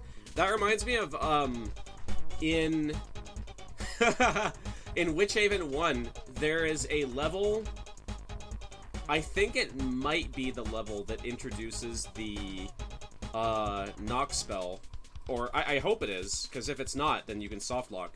But there's a level where you should have gotten at least one unlock spell at that point. I think there's one in the level. But there's a switch that's supposed to open a door that's just tagged wrong in the map editor. So it doesn't open, so you actually have to use the unlock spell, which you don't ever have to do ever again in Witch Haven 1 or 2. There's no point where you ever have to use the unlock spell, except for that one level in Witch Haven 1, where you have to use it, or you soft lock. Witch Haven 2, no Goblin Menace. Bro, same. Man, I was so disappointed with Witch Haven 2 for that specific reason. There's... It's so fucked up. It is so unbelievably fucked up how much more buggy Witch Haven 2 was than the first one. It's outstanding, dude. Because Witch Haven 1 is already so fucking buggy, but Witch Haven 2 is just like... It's barely playable. And I don't say that lightly. I am literally comparing Witch Haven 2 to Witch Haven 1 when I say that it is unplayable. Witch Haven 1 isn't even playable. It's jank. It's capstone jank. But man, at least it's fucking... At least it functions for the most part, man. Tech War is the cream of the crop of bugginess. I don't know that I would necessarily go that far. It's definitely pretty high up there in terms of how lacking in polish it is and how fucked up and jank it is. But I don't know if it's the most buggy game I've played for FPS Friday. Oh, normal stuff. I thought you were saying that goblins didn't have penises and that upset you momentarily. I mean, it kinda did, because the goblins just being butt-ass naked was honestly one of the highlights of Witch Haven 1. Like really, for real. That's not even I'm not even kidding. And Witch Haven 2 didn't have those goblin sprites anymore, which was actually legitimately, sincerely disappointing to me. Because it was funny. It was funny from the front to the back of Witch Haven 1, was seeing those goblins and killing them, and they fucking go, They actually make the fucking... It gets bigger when I pull on it. Like, that's actually their death sound. Just, It's just real.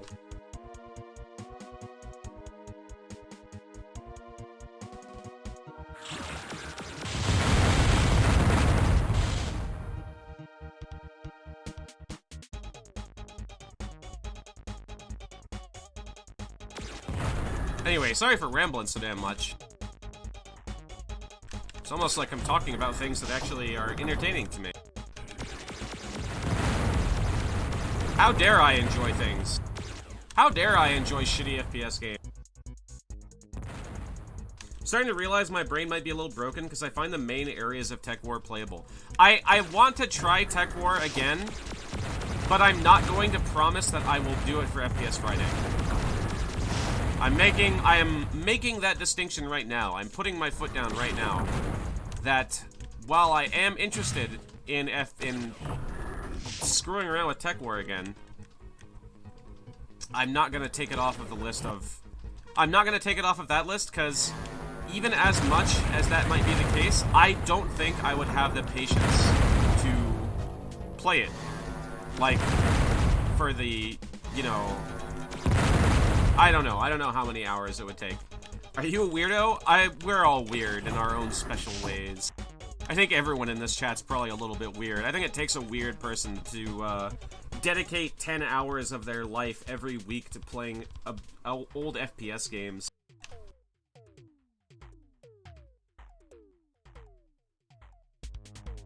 Truth be told, I think it's a bad idea if you were to get up to cyberspace. Not worth the eye strain / seizure risk. Really? That bad, huh?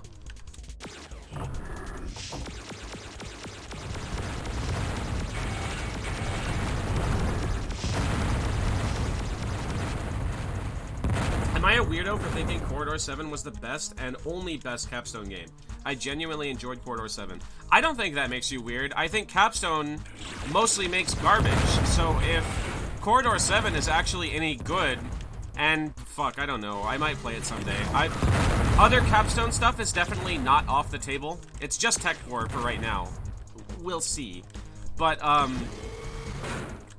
don't know. Pre-Ultimate Doom stuff is not off the table, but I can't make any promises, because I have a much more difficult time stomaching that kind of thing than I do, like, 1993 and beyond. Just don't play Operation Body Count. Oh, much too late for that, my friend. Operation Body Count was my first capstone game. I played it when I was probably... yeah, like 12. I played it when I was like 12, before I got into Doom modding.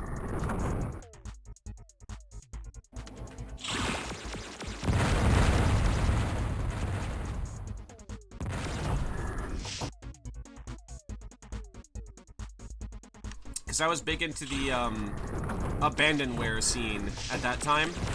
And Operation Body Count had a title that, you know, 10 to 12-year-old me thought was really fucking cool. Operation Body Count. That sounds badass for my dumb little prepubescent Christian boy brain. So I decided I'd try it, and yeah, I played some of it. I sure as shit played some of it. I think I was just playing like Zoo Tycoon 2 and letting animals out to slaughter was people because I thought it was funny. Smart missile me into bed. Are you going to bed? Okay.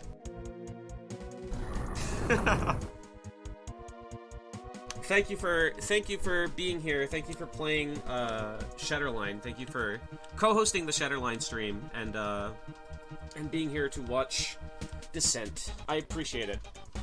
Rest well, bun. Precious bunlet. Okay. Night-night, go to sleep. I do not apologize for the shitty Thatcher joke I made when you went to get tea. Should I be concerned? Am I gonna need to check the tapes?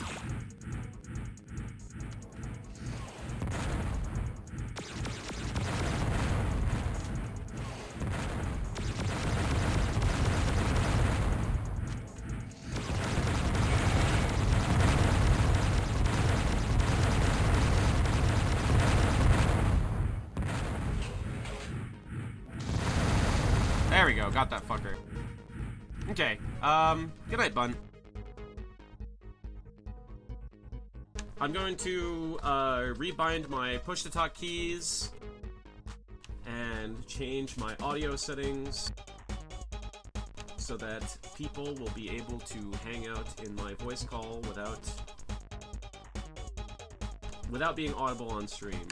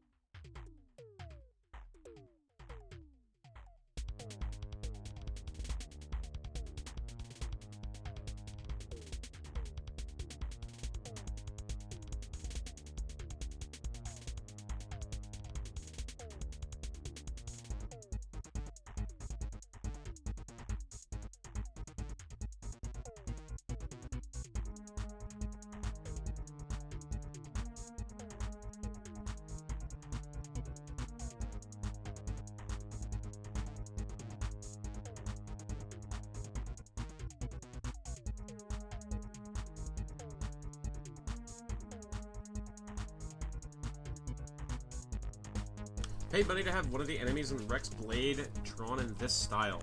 Probably the only individual to ever want to have commissioned any semblance of fan art for the Rex Blade trilogy. It's a trilogy? God help us all.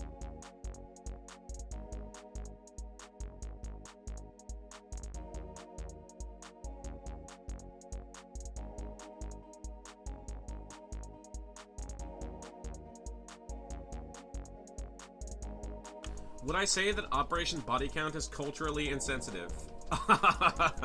Yeah, I would. I'd say it's probably about as culturally insensitive as the Hunt for Bin Laden. Or Hunt for Saddam, even. Really, both, because I'm pretty sure they're both games. Games, quote-unquote, big scare quotes.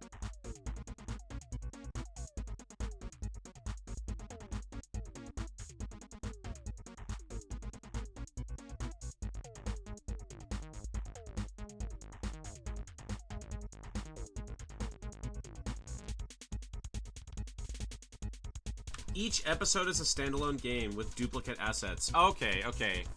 That's... yeah, there were definitely games that were like that. Sure, sure.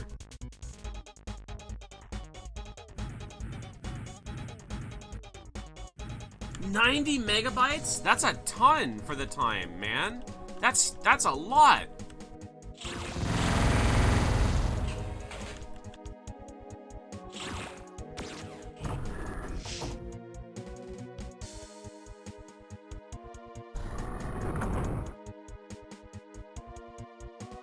Because of the duplicate assets, so the game would be, what, about 30 megabytes, I guess?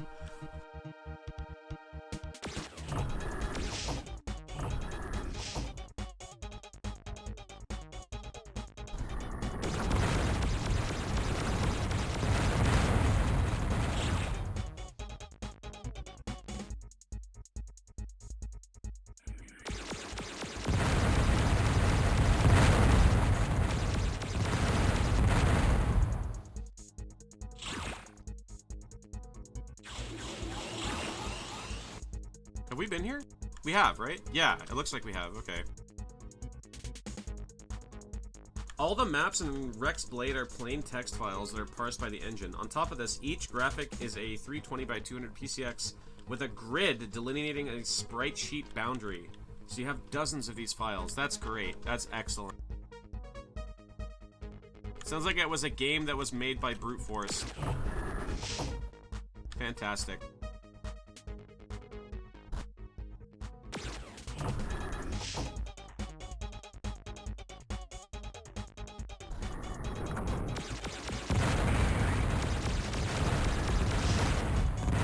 There's nothing stopping you from using them in GC Doom. Yeah, I mean, if they're worth using, I guess there's nothing stopping you. You want to bring Rex Blade to GC Doom. Oh, God. Well, more power to you. Let's see. Well, I don't much feel like circling all the way back around just to avoid a spawner. So, fuck it.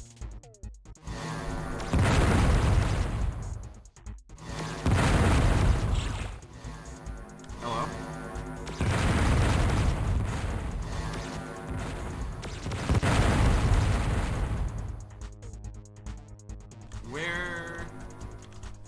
Where are these coming from?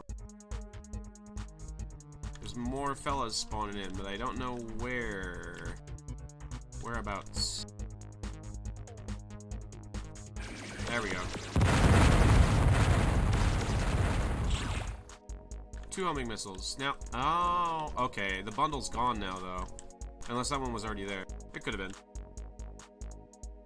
Can I tell you the internal name of that robot? Sure, go for it.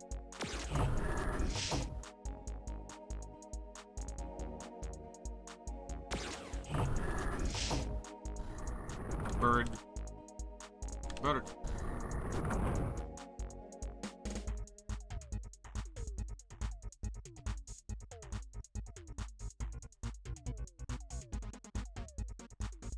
But it's not small and green.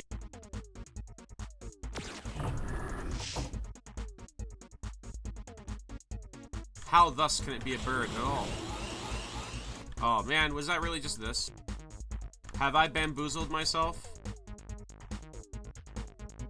Quite thoroughly indeed. Oh wait. Okay, there's another door.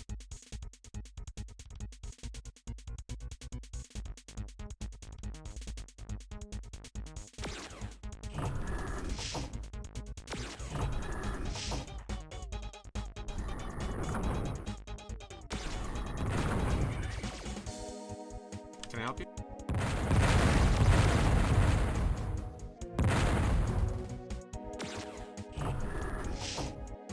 So, truth be told, there are absolutely games that I have considered replaying. Maybe not necessarily specifically for FPS Friday, but I have definitely considered replaying games, probably on stream, especially the ones that I no longer have the footage for because I wasn't saving VODs at the time.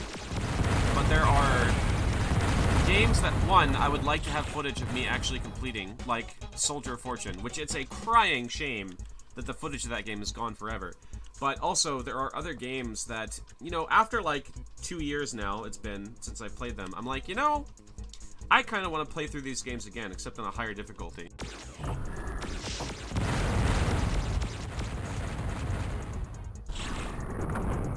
Soldier of Fortune 1 is such a cool game. That game is fucking outstanding. That is easily one of my favorites that we've played for FPS Friday. No exaggeration at all. I love that game. I super love that game.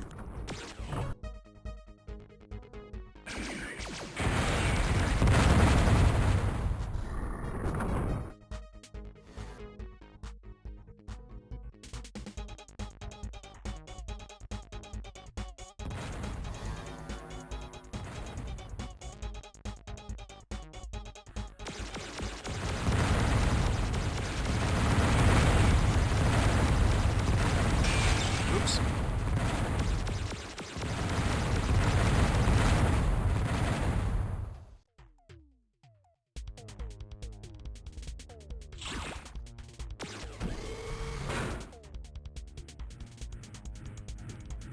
Hello. Weapon. Found a weapon.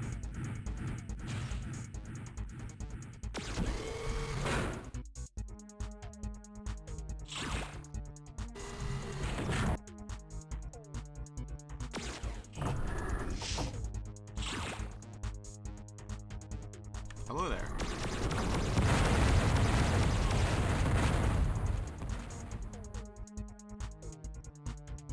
I think I should blame Unreal 1 for why I have such a penchant for wanting enemies in video games to match the player's abilities. The problem is, that sucks for the design of enemies. It might help make them more engaging, but in terms of being creative, Unreal 1 was extremely uncreative with the enemies because they all emulated the player's movement. It just felt like you were fighting bots that had weapons that you could or could not access, and that's not... It doesn't give them interesting variance. It doesn't give them... It doesn't create a bestiary with ups and downs and strengths to play off of. It just turns the game... It just turns the entire game into an extended bot match, which I don't think is good. Now, don't get me wrong, I don't think Unreal 1 is a bad game, but I don't think that's one of the upsides of it. Personally, I don't.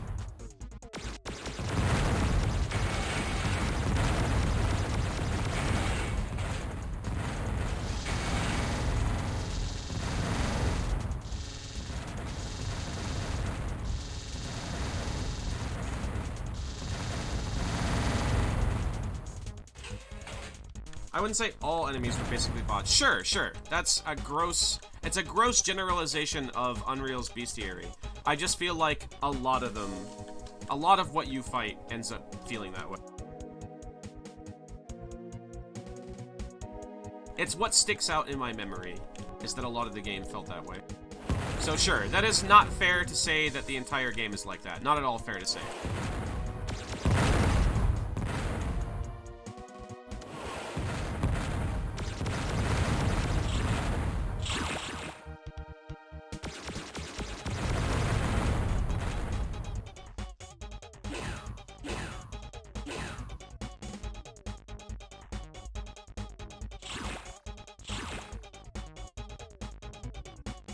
Worst of it all is that there's custom campaigns that use actual bots as enemies. Oh yeah, that's another thing. The issue that I take is, one of the main issues that I take is, it's not just that I have an issue with bot enemies, because I don't, necessarily, not at face value.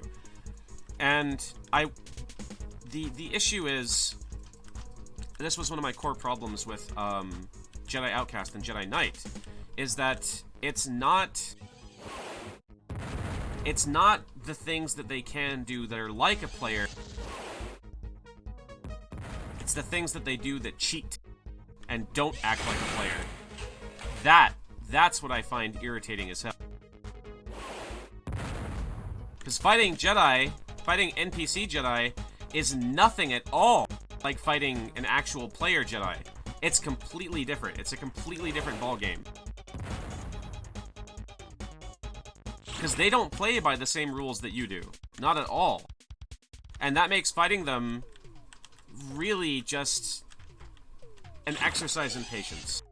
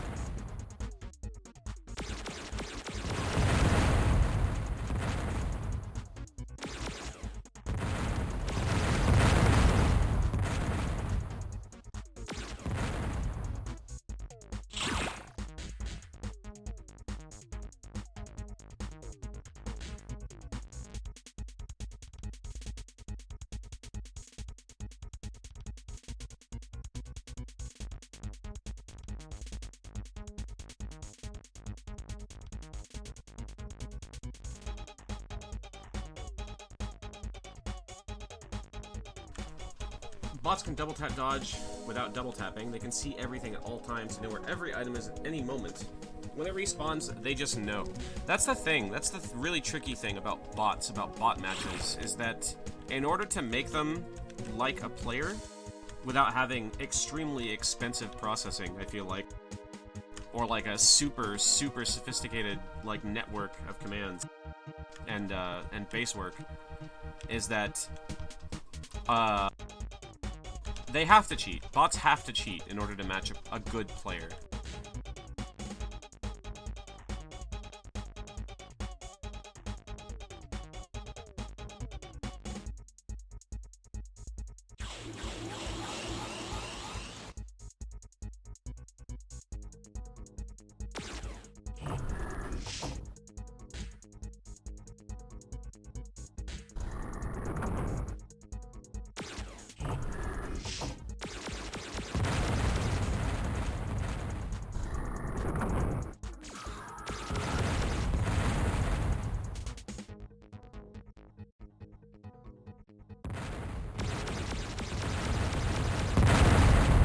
Weirdly empty reactor room.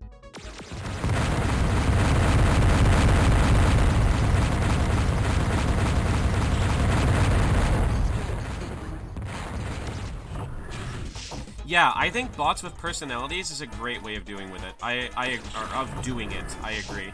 I strongly agree. I think it's the best way of creating gimmicks. Pre-programmed brain damage on some of them. Yeah, like, I think that's the best way of doing it, personally, is giving specific bots quirks, like consistent quirks. I think that's a really good way of handling it. Like, not just a matter of raising or lowering skill, but a matter of making them do specific things. Like, give your bots OCD in ways that is consistent and entertaining. I think that's the best way of handling it, personally.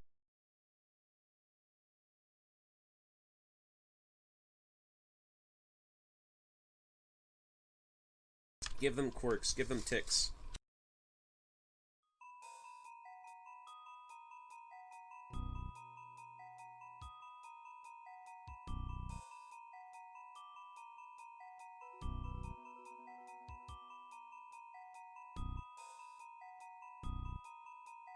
Bot who will always use one specific weapon, even when it's impractical. Yeah! There was stuff like that in like, Perfect Dark, for example. There's stuff like that in, I want to say, Stronghold. Just really, really great stuff like that I love.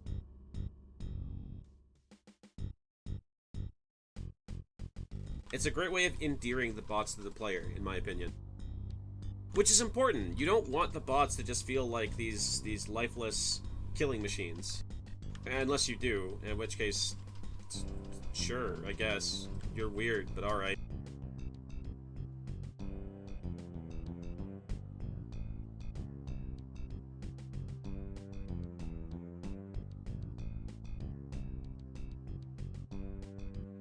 Fake radio chatter in Counter-Strike Source is still great.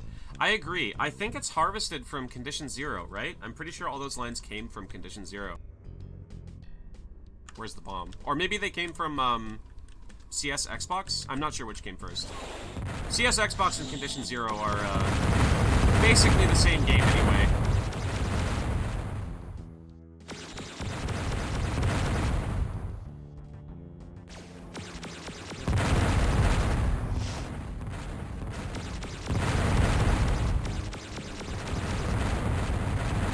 I think the voices of the bots are the guy who coded the bots. I can't speak for that personally. What I can say is that the radio voices in 1.6, in Precondition 0, the, like, circle around back, I'm pretty sure that's, the guy that wasn't Gooseman. I forget. I think he got embroiled in some controversy recently. I forget. I hope it wasn't like some horrible grooming thing that I forgot about.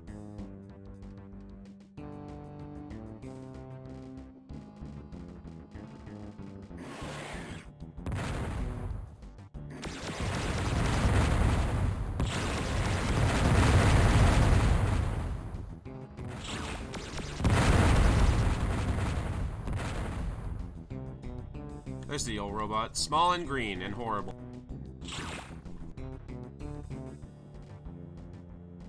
I feel like this track would sound a lot better. To be frank, Gooseman kind of got into some stuff too. Was it Gooseman that got into some shit? I don't remember, man. I forgot. Not grooming related. Okay.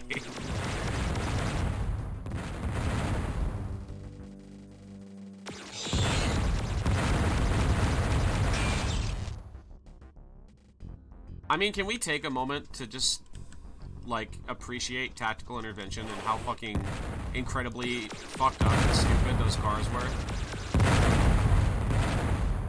Dude, tactical intervention is some shit, man.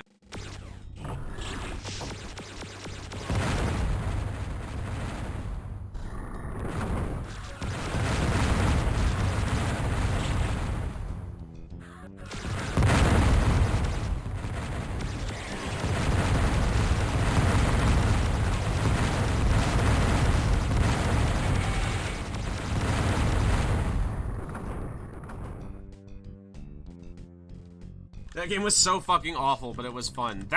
See, that's the thing, man. That describes so many games, and I think that's fine. I think that's fucking beautiful, that there's so many games that you can just be like, man, that game was fucking trash, but I loved it. I think when you can think that about a game, just like, fuck, man, that game was so fucked up, I loved it, though. I think that's great. I think that's really great.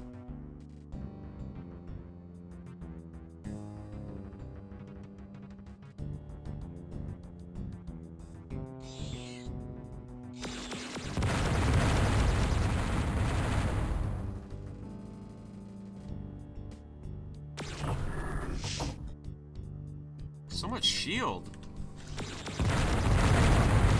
Why is there so much shield? What's going on? Makes me nervous.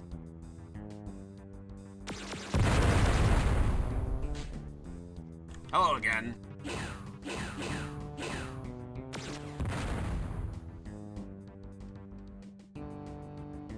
Now, Cruelty Squad is great, though. Love that game.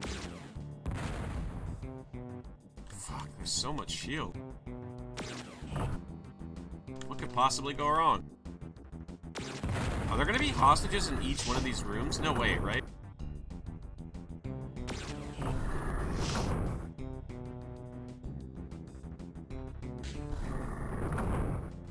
More shield?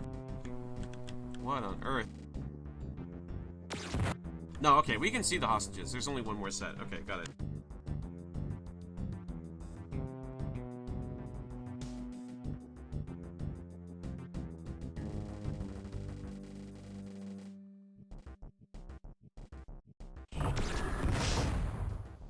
Cruelty Squad is a very specific audio-visual genre that I can't place, but I love. It's one of those things that I feel like is so groundbreaking that people, like, coin a new genre because of it, you know? It's like sludge punk or whatever, which isn't new. I don't claim that people haven't said sludge punk before, but, you know, shit like that. Just as an example. Yeah, slurpcore, for real. Like, yeah. It's exactly what I mean. Gunk punk.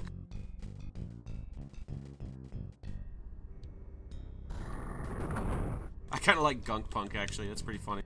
That's like something I'd use as a username.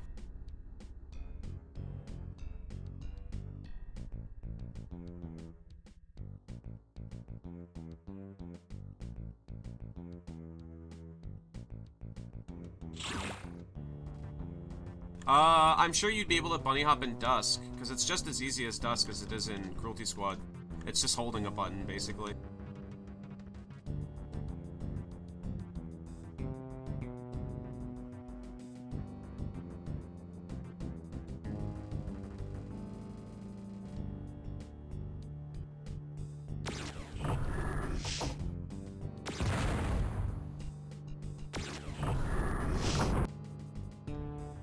I don't like that. Nope, I don't like it. Hello?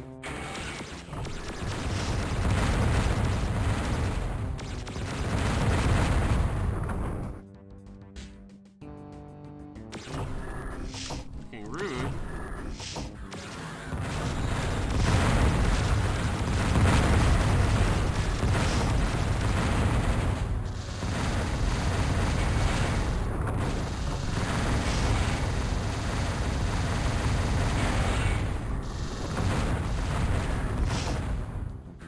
More visceral cousin of Sparkle Dogs. I fucking hate that.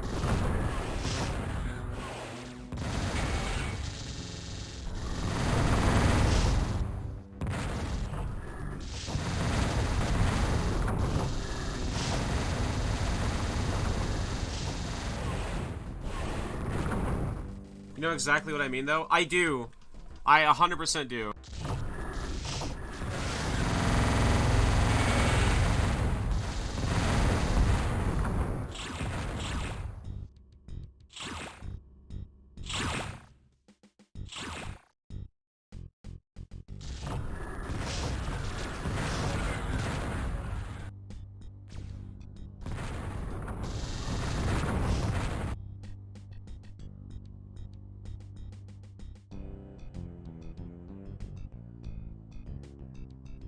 But yeah, like, I kind of want to go back through, like, Shadow Warrior and Blood and stuff.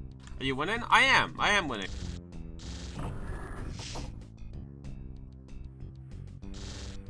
I don't like this dark room. Do we have homing? We do. We have a single homing missile.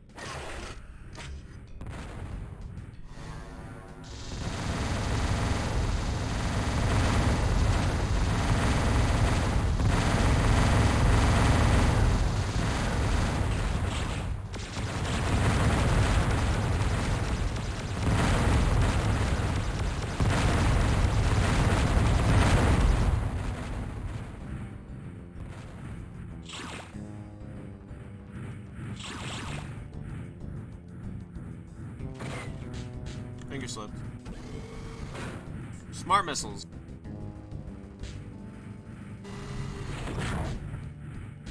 If they're so smart, then why'd they get stuck in a secret?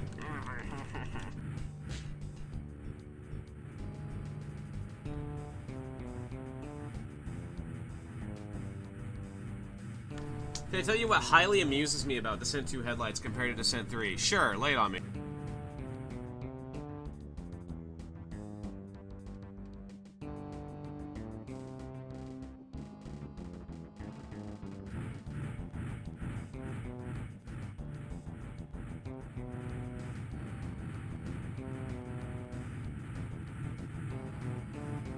Descent 2 headlights are about as bright as someone with dozens of high beams on. That sounds unpleasant.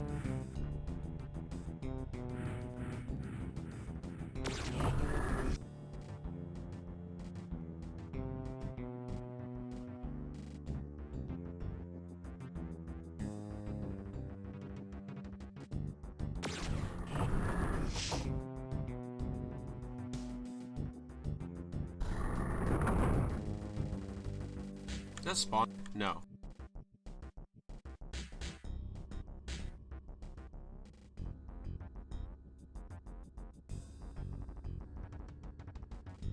Descent 2's headlights is like someone using light amp, but as a dynamic light. Oh, Christ.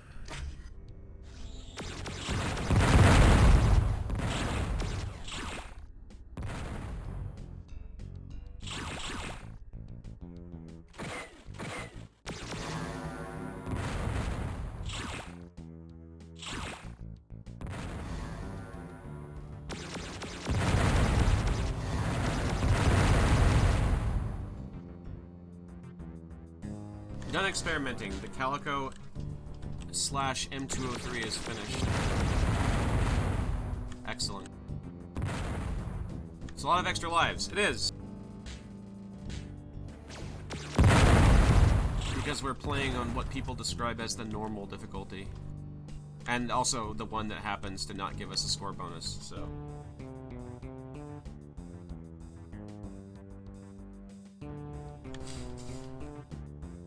There's nothing more sincere than someone just throwing colors and things they like onto a wall. I suppose so.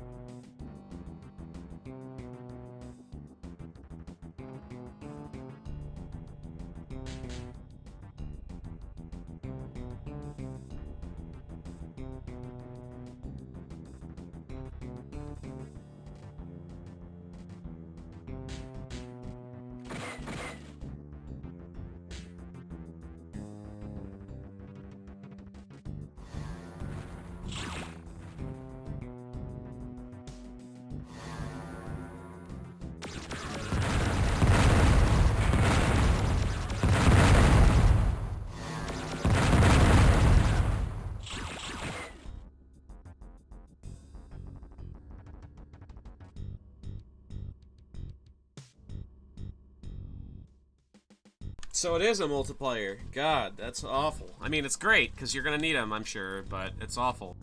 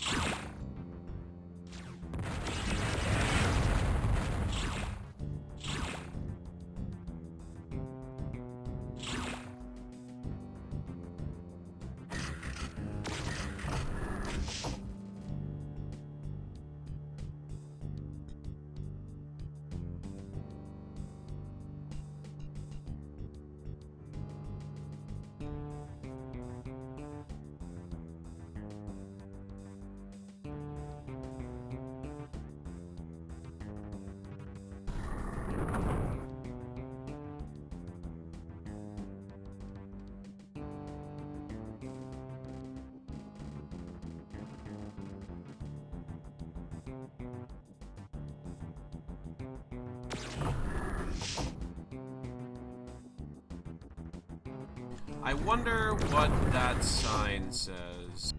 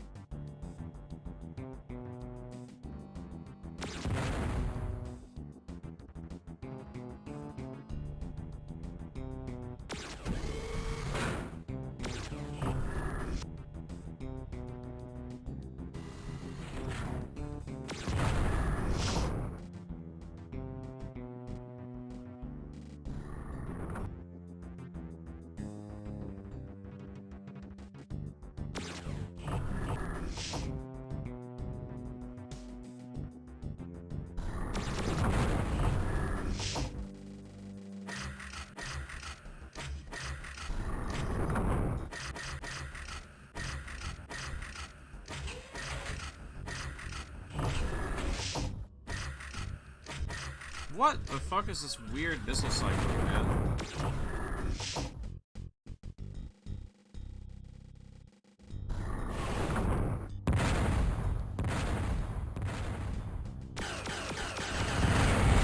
Ah!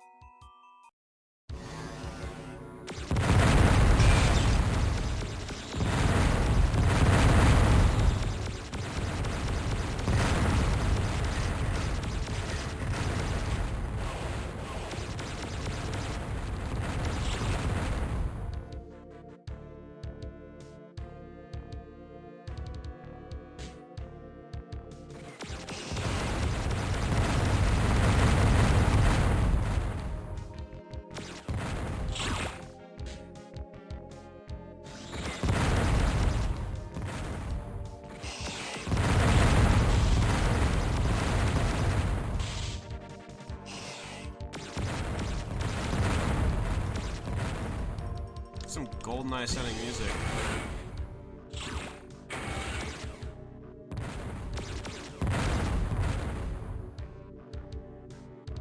Feels like fucking GoldenEye Doom.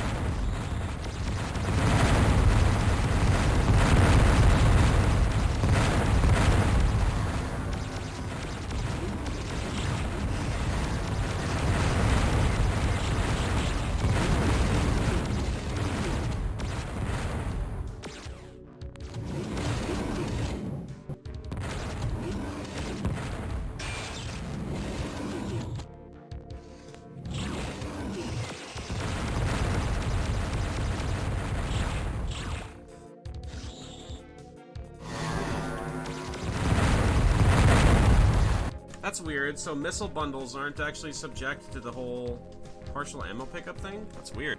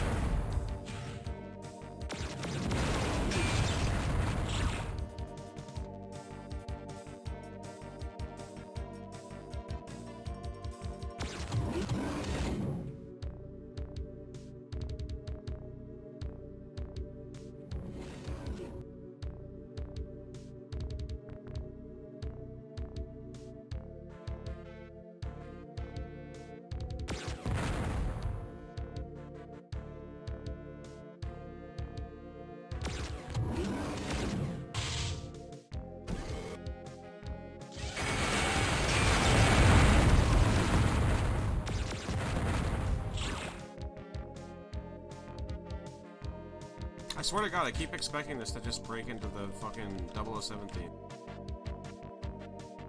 Too far.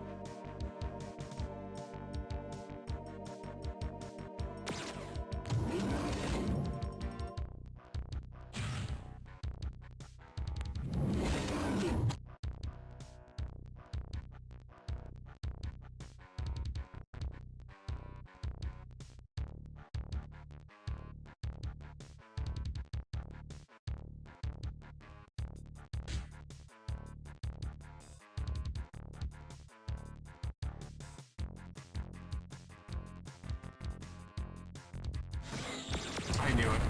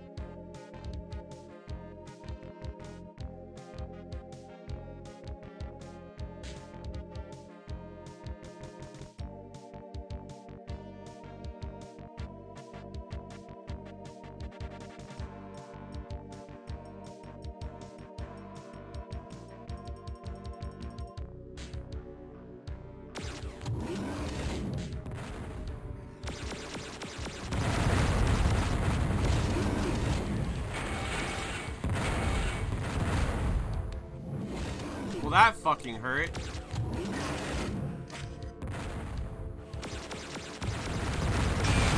Oh, okay, that was my bad.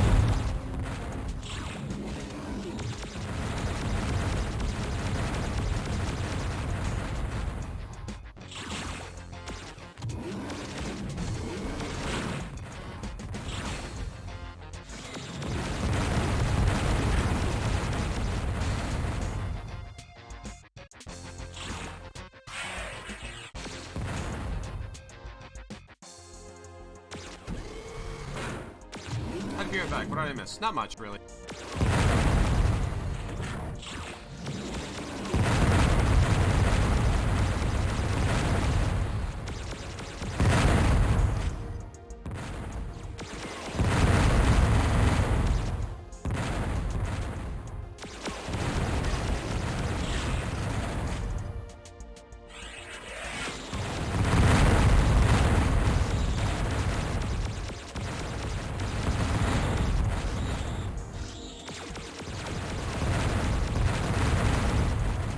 Does that custom campaign sound absolutely mental? I can't imagine what kind of horrible driller hell it puts you through.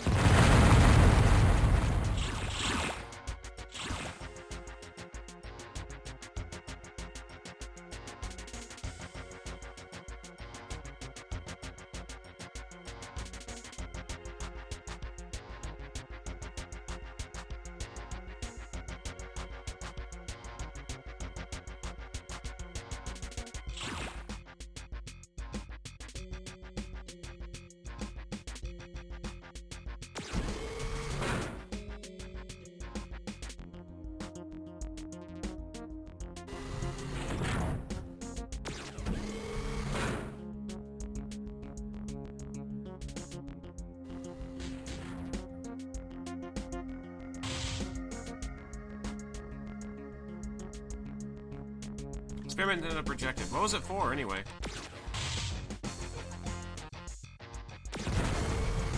Some Half-Life,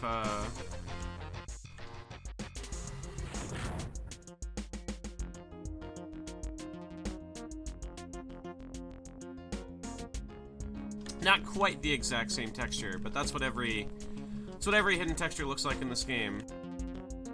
They look like the textures around them, except they have some seam in the middle of them, typically.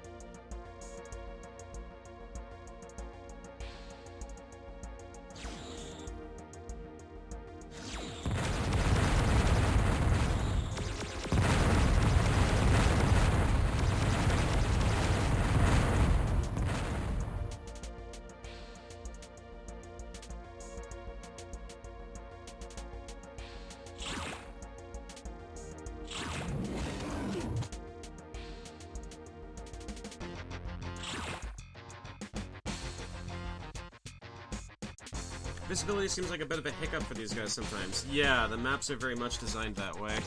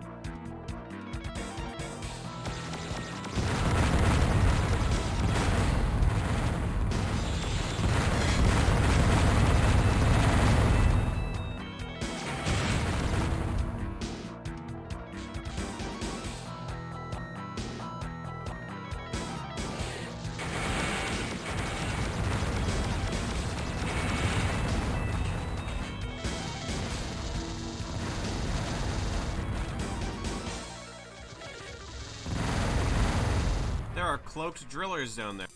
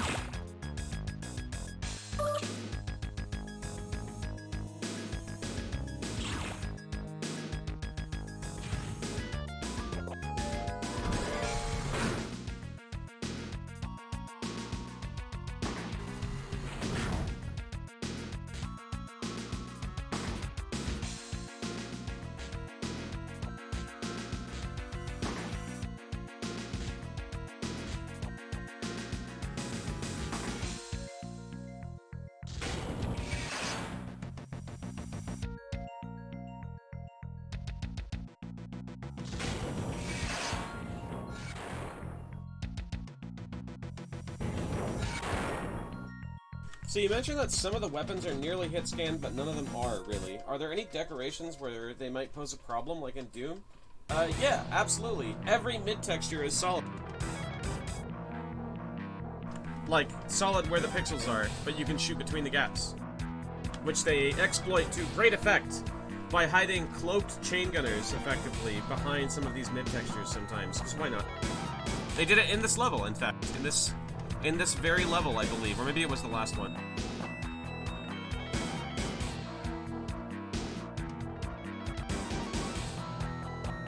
But, we definitely did see that, yeah.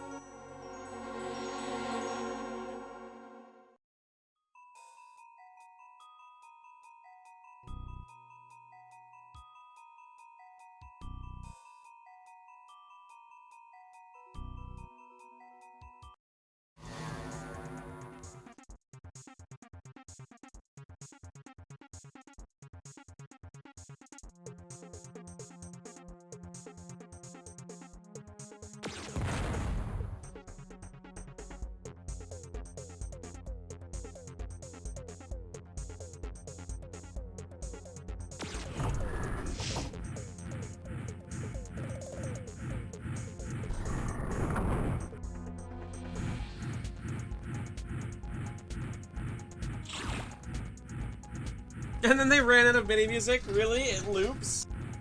Oh, that's funny.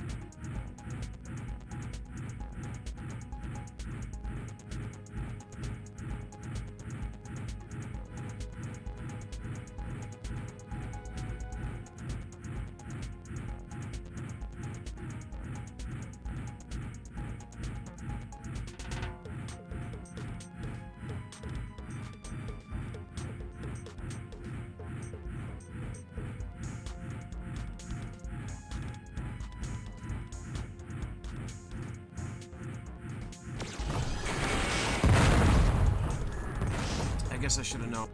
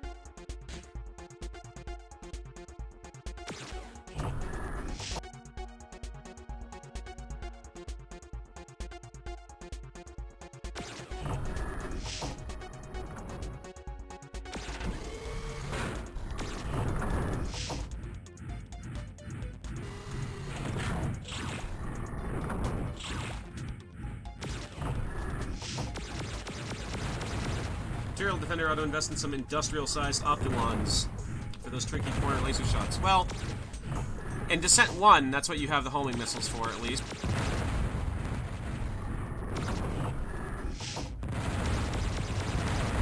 Descent 2, I believe you get some fancier toys.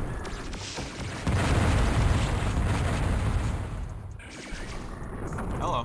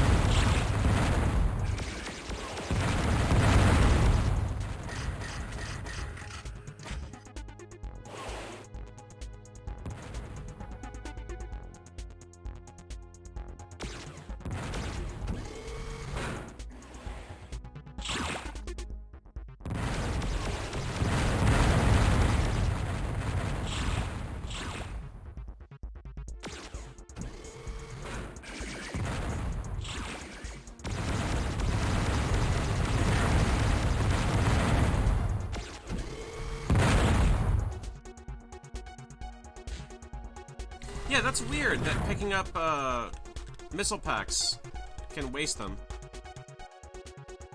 Like, why missile packs in particular? Why are those subject to pickup wastage? Can't you just, like, spawn individuals of the ones that you didn't grab? I don't know. Weird.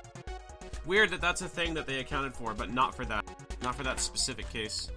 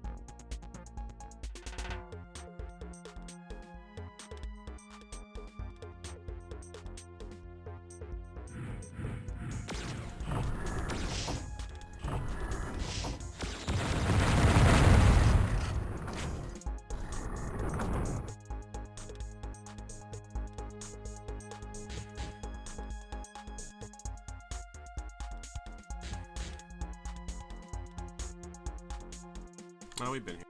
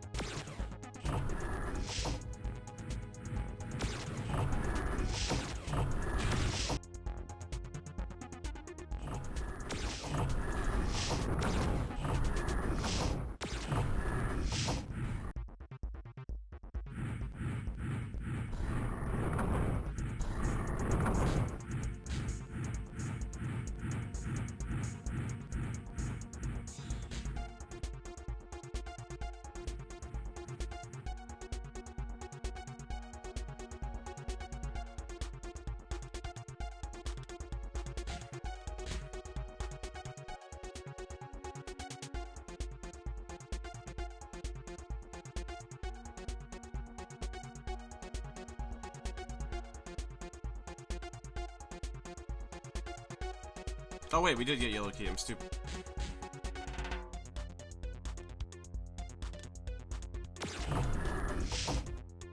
My peripheral vision fucked me.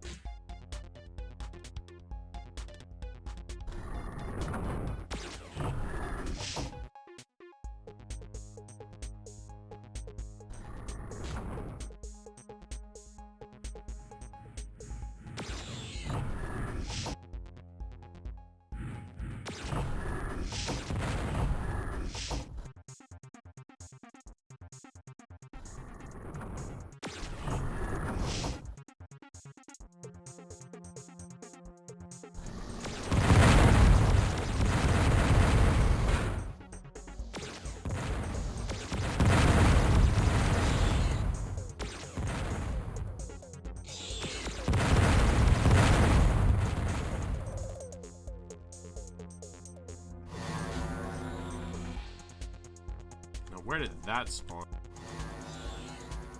This side? Over here? Yeah, okay.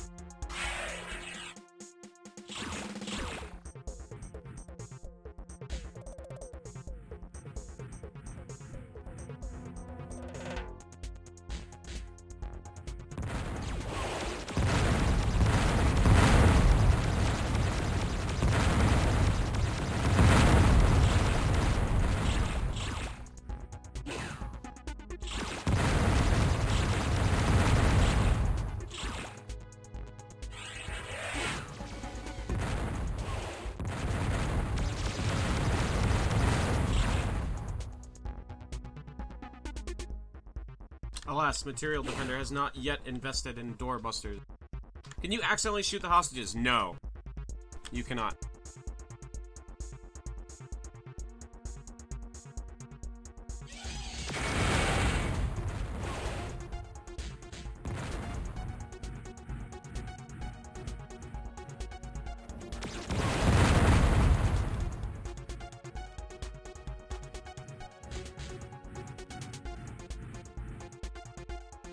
If you could, you bet I wouldn't be playing so fast and loose with blowing those doors open. That's for damn sure. Can I mention that they are shootable in Descent 3? It's actually an oversight. That's pretty fun. I wouldn't really consider... Like, I wouldn't really expect anything to be one-to-one the same from game to game, so that's fine. SWAT Descent, where the bots have hostages in front of them and you have to navigate around to save them. Oh, God.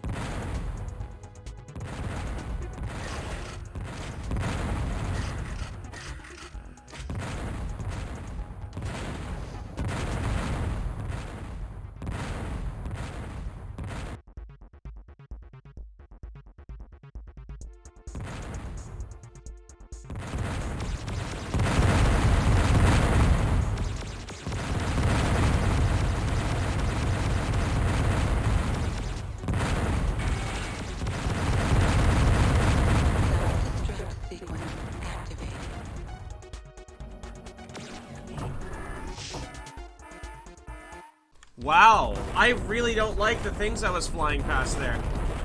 That was fucking... that's awful.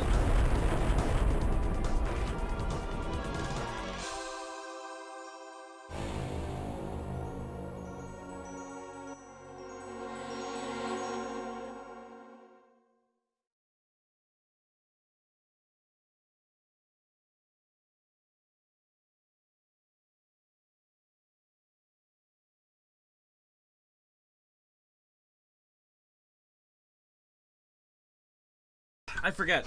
Did Aquanox ever show up for FPS Friday? Let me go have a look real quick and see what those games are exactly.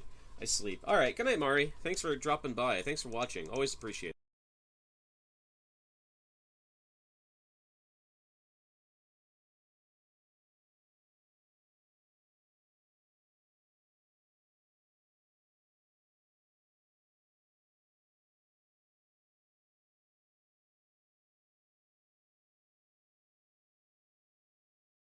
Ah, yes, I do remember Aquanox. This is on Steam. I don't think I have it, but let me triple check.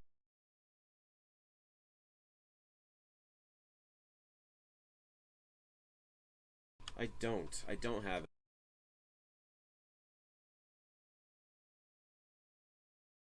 Well, it's on the list of things that I might consider playing if I actually have them, but that's not necessarily an open invitation for people to thrust games onto me to stream for FPS Friday, because that doesn't always go so well.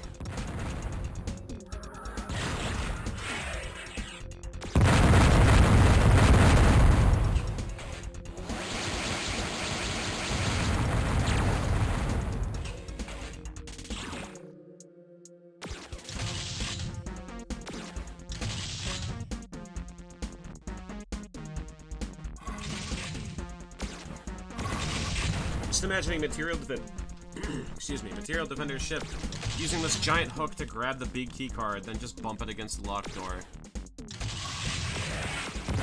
I mean, if it worked.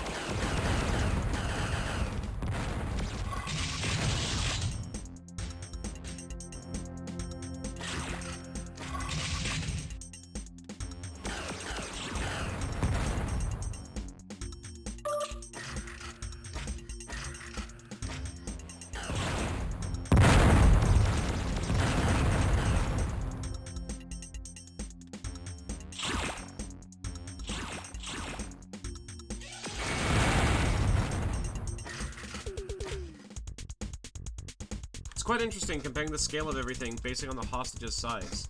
The ship isn't really all that big, it seems. Must be real claustrophobic in here. Yeah, we also get to see, like, ladders, too. And given that all the machinery is floating, the ladders would have to be for people, which is kind of weird and scary and horrifying. I can't imagine a person navigating any of these, but I imagine they must be low or zero G environments to begin with. I should hope.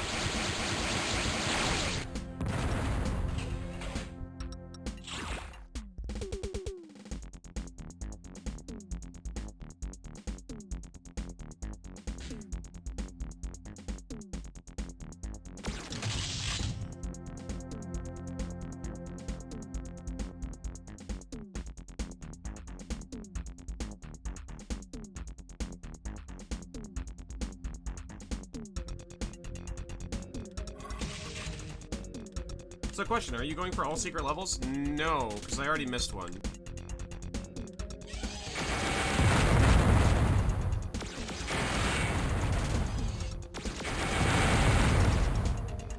For FPS Friday as a whole, there are no specific secret level policies. If I find them, I find them. But generally speaking, I'm not going to go back and do a secret level if I missed one. I actually don't remember where secret level 2 was in this. It was on, it was in the last episode. I think the other secret level is in this level, I think. But, if I don't find it, then I don't find it. I don't care, honestly. It's no skin off my back, really.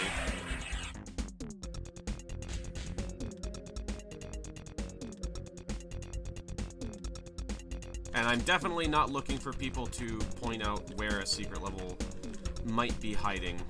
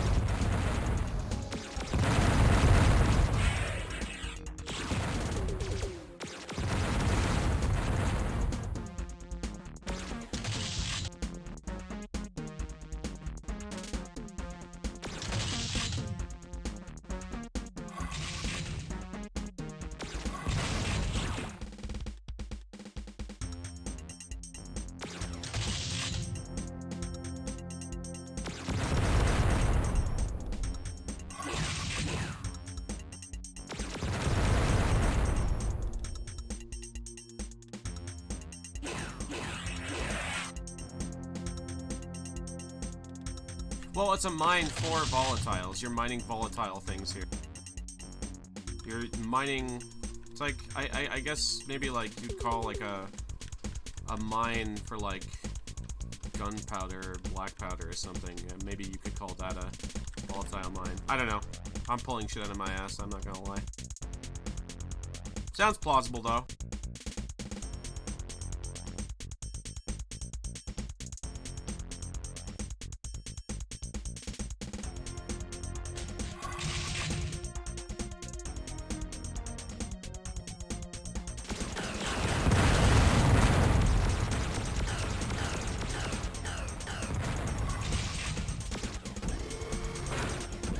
Oh dear. Alright.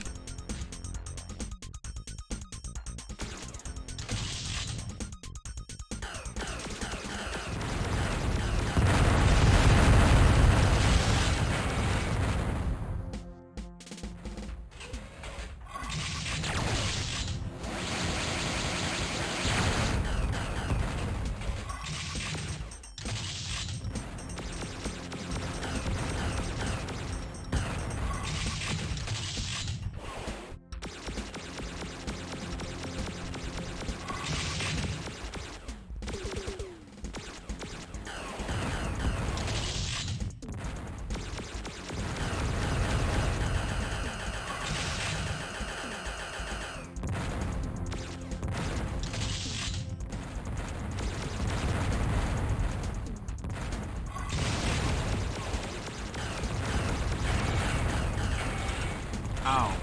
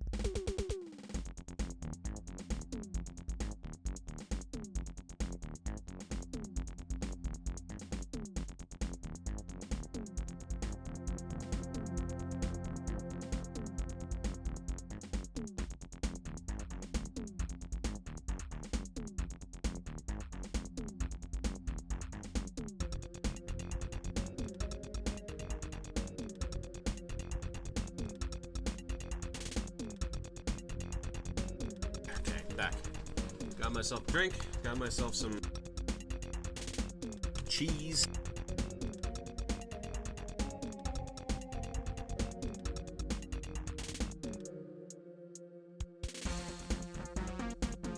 My lunch was apparently not big enough because my stomach's been growling for like an hour, so since I'm not going to be eating dinner soon enough, I'm just gonna snack a little bit.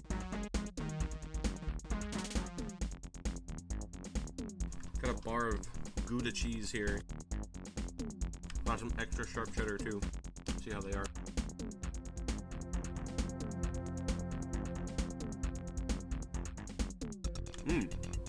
The Gouda's really nice.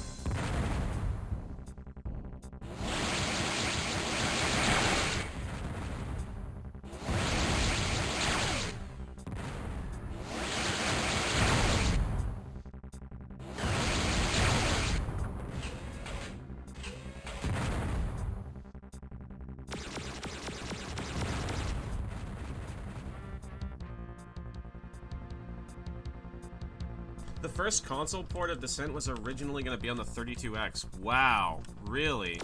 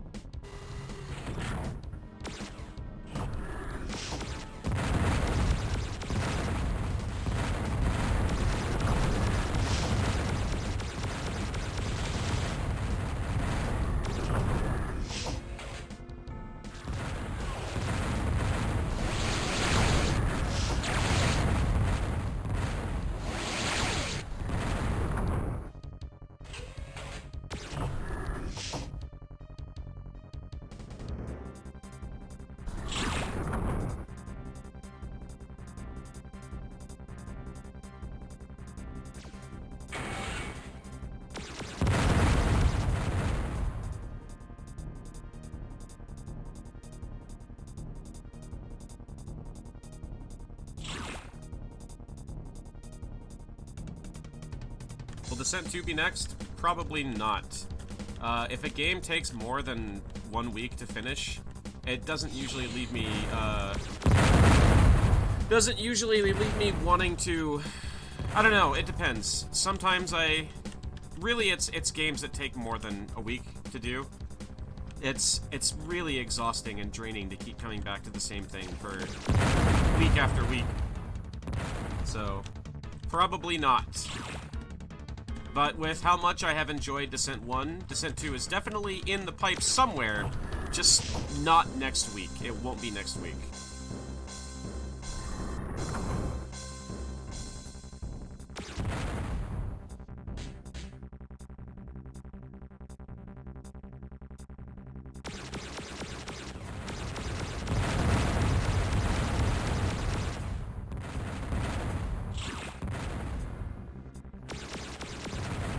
I want to find a red or pink Hulk to test something on.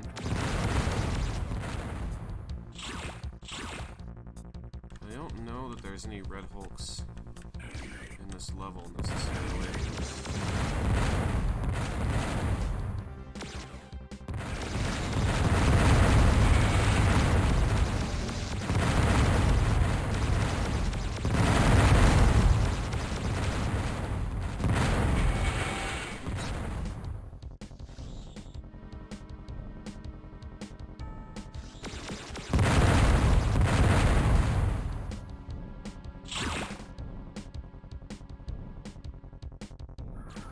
Ah, perfect. That's actually exactly what I want. Okay, so... I want to test fusion cannon stuff.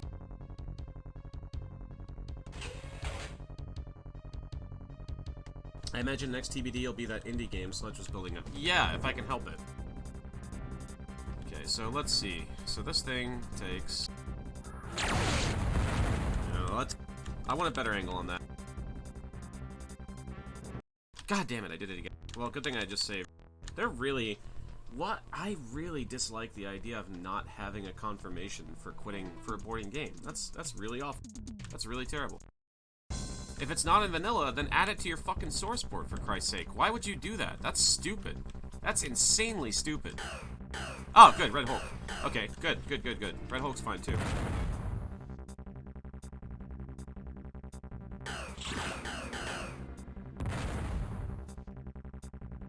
Okay, here we go.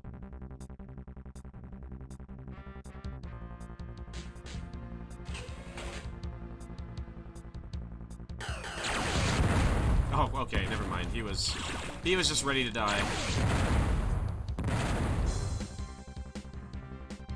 So we really want that mini-boss for this.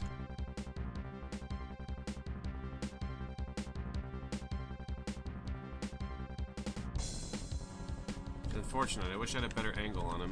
He was down... here. No. Fuck! Oh wait, there. Can turn the auto select off completely. I know, but I'd prefer to judge a game based on the behavior that vanilla would have forced on you, rather than the niceties that we were afforded as people with source ports.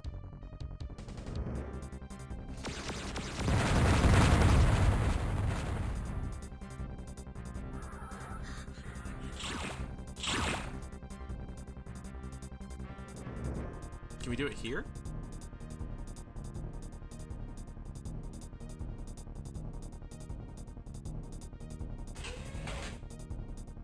Yeah, that'll work. I think both of those hit. Nah. I want to be absolutely sure.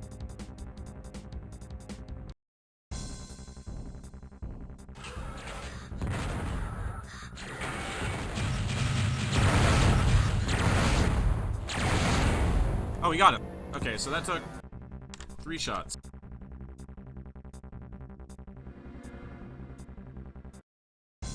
So six projectiles. So that's 1 charged, 1 uncharged, kills it. Okay. So what if we fire 2 shots that are mostly charged? What'll that do?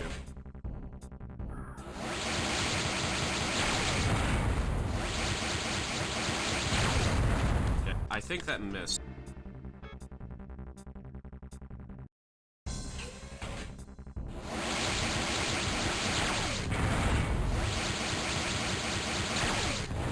That one was charged. Didn't mean to do that.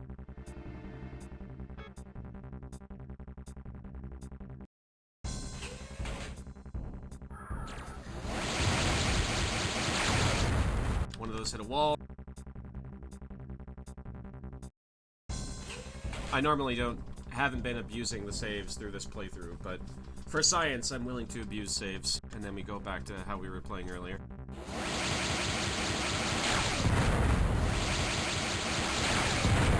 Okay. Okay. So it does seem to be graded, rather than binary charge state.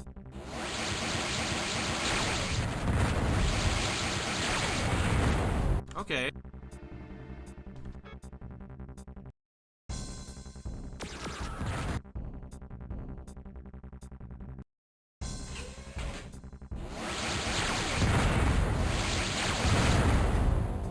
But it takes... maybe it's not. Let's do 1 somewhat charged shot and 1 totally uncharged shot. Actually, let's just shoot twice. Okay, that didn't kill him. Okay.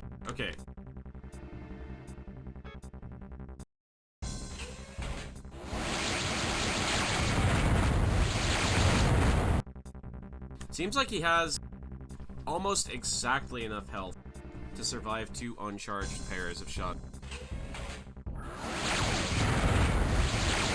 But even a little bit of charging is enough.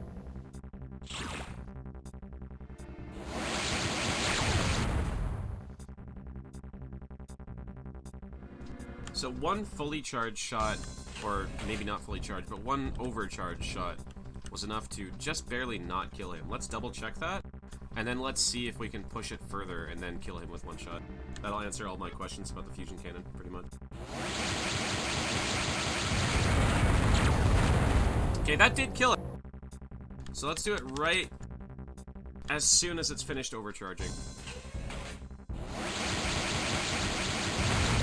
Nope, that's not quite it.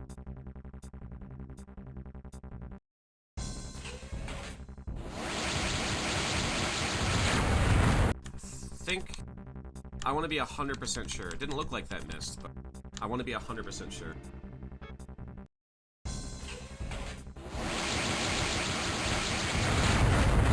Okay, cool. So, that basically answers my question that the shot strength does basically seem to increase for every energy that it takes.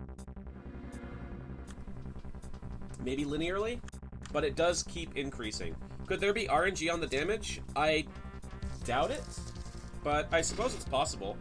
I wouldn't know, but it seems consistent from my expectation, at least.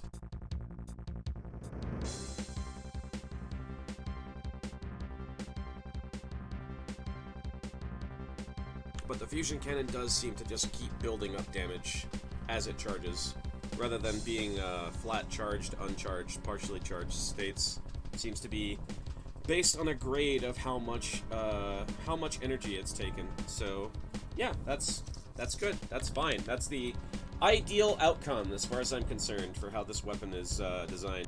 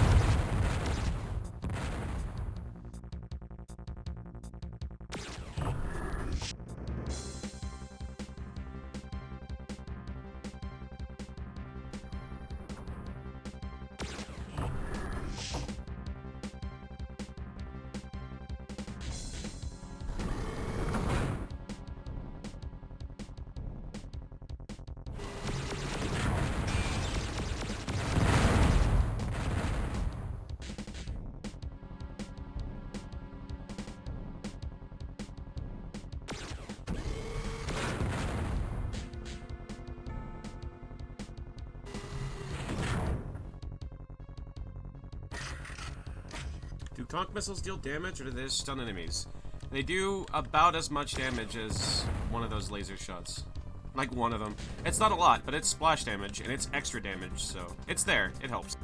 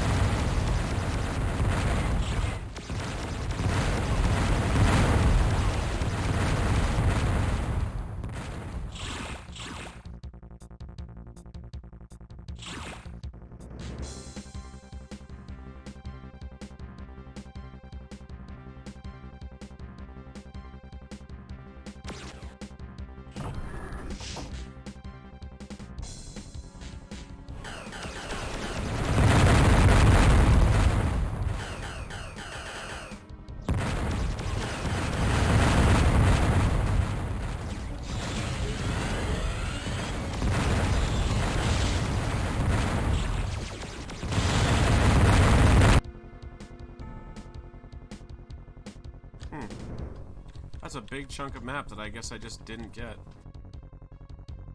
Well, sucks to be those guys. Activated.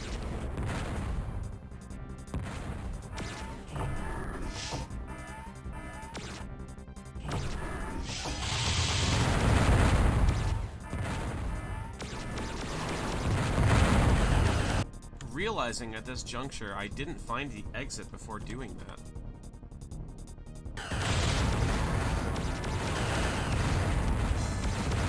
We're fucked.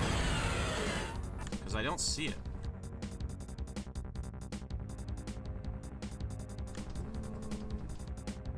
Topsy-turvy. Getting dizzy. Hate navigating this fucking thing.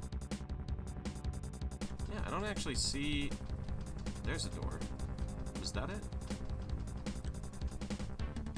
Was that the exit? Through yellow duck?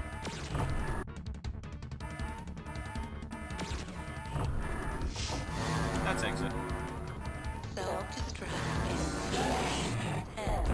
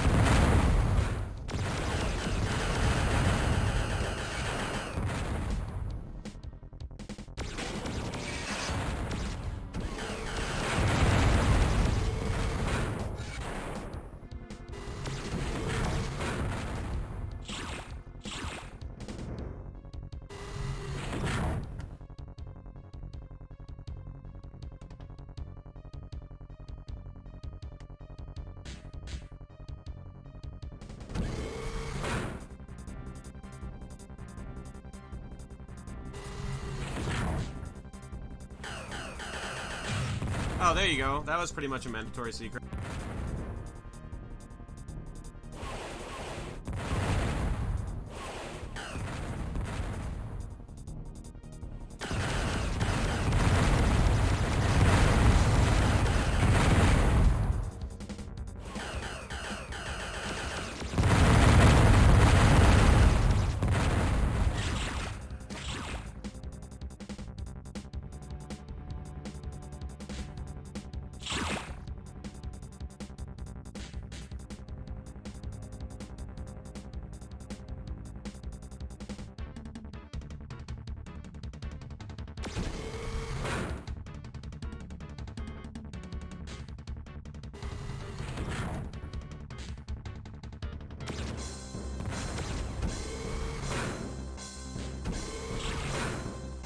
Not really a mandatory secret because there's nowhere else to go, though.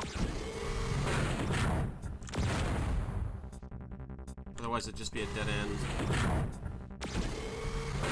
So it's not quite as egregious, but it is the texture. It is, in fact, not marked as a door on the map.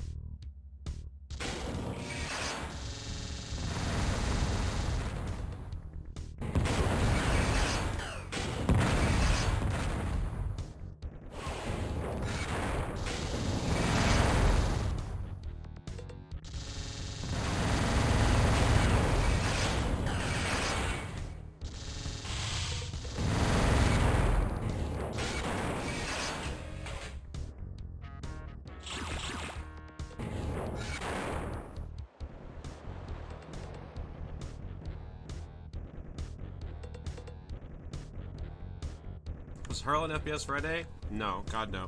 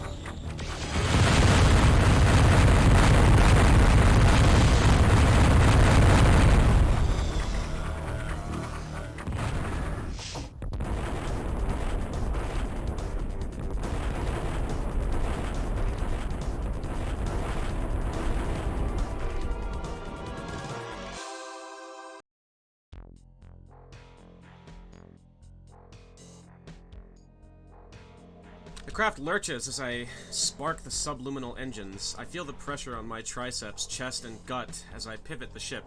I can almost feel that mechanical nightmare behind me, rolling around in its final throes of death. Then the orbital sky lights up like a sun. I start to breathe again. Right on cue, a light on my dash tells me there's an incoming transmission. I must say that I'm impressed, Defender. I did not really expect to see you again. Such unwavering confidence. Despite your impressive performance, I regret to inform you that we cannot allow you to return to Shiva Station. What? You can't be serious. PMTC fears the alien influence responsible for the aberrant robot behavior may be carried on your vessel. We cannot risk further contamination to PTMC systems. I'm a fool. He must have known this when he sent me out here. The sad truth is, PTMC has lost contact with all deep space installations outside your solar system. I'm sending you the coordinates now for I switch him off before I completely snap. I used to wonder if blackmail appeared in the PTMC regulation books. Inertia hits me hard in the sternum as I thumb the afterburners, clearing the gravity well and heading towards the rendezvous coordinates in the asteroid belt. With luck, I'll find some answers there.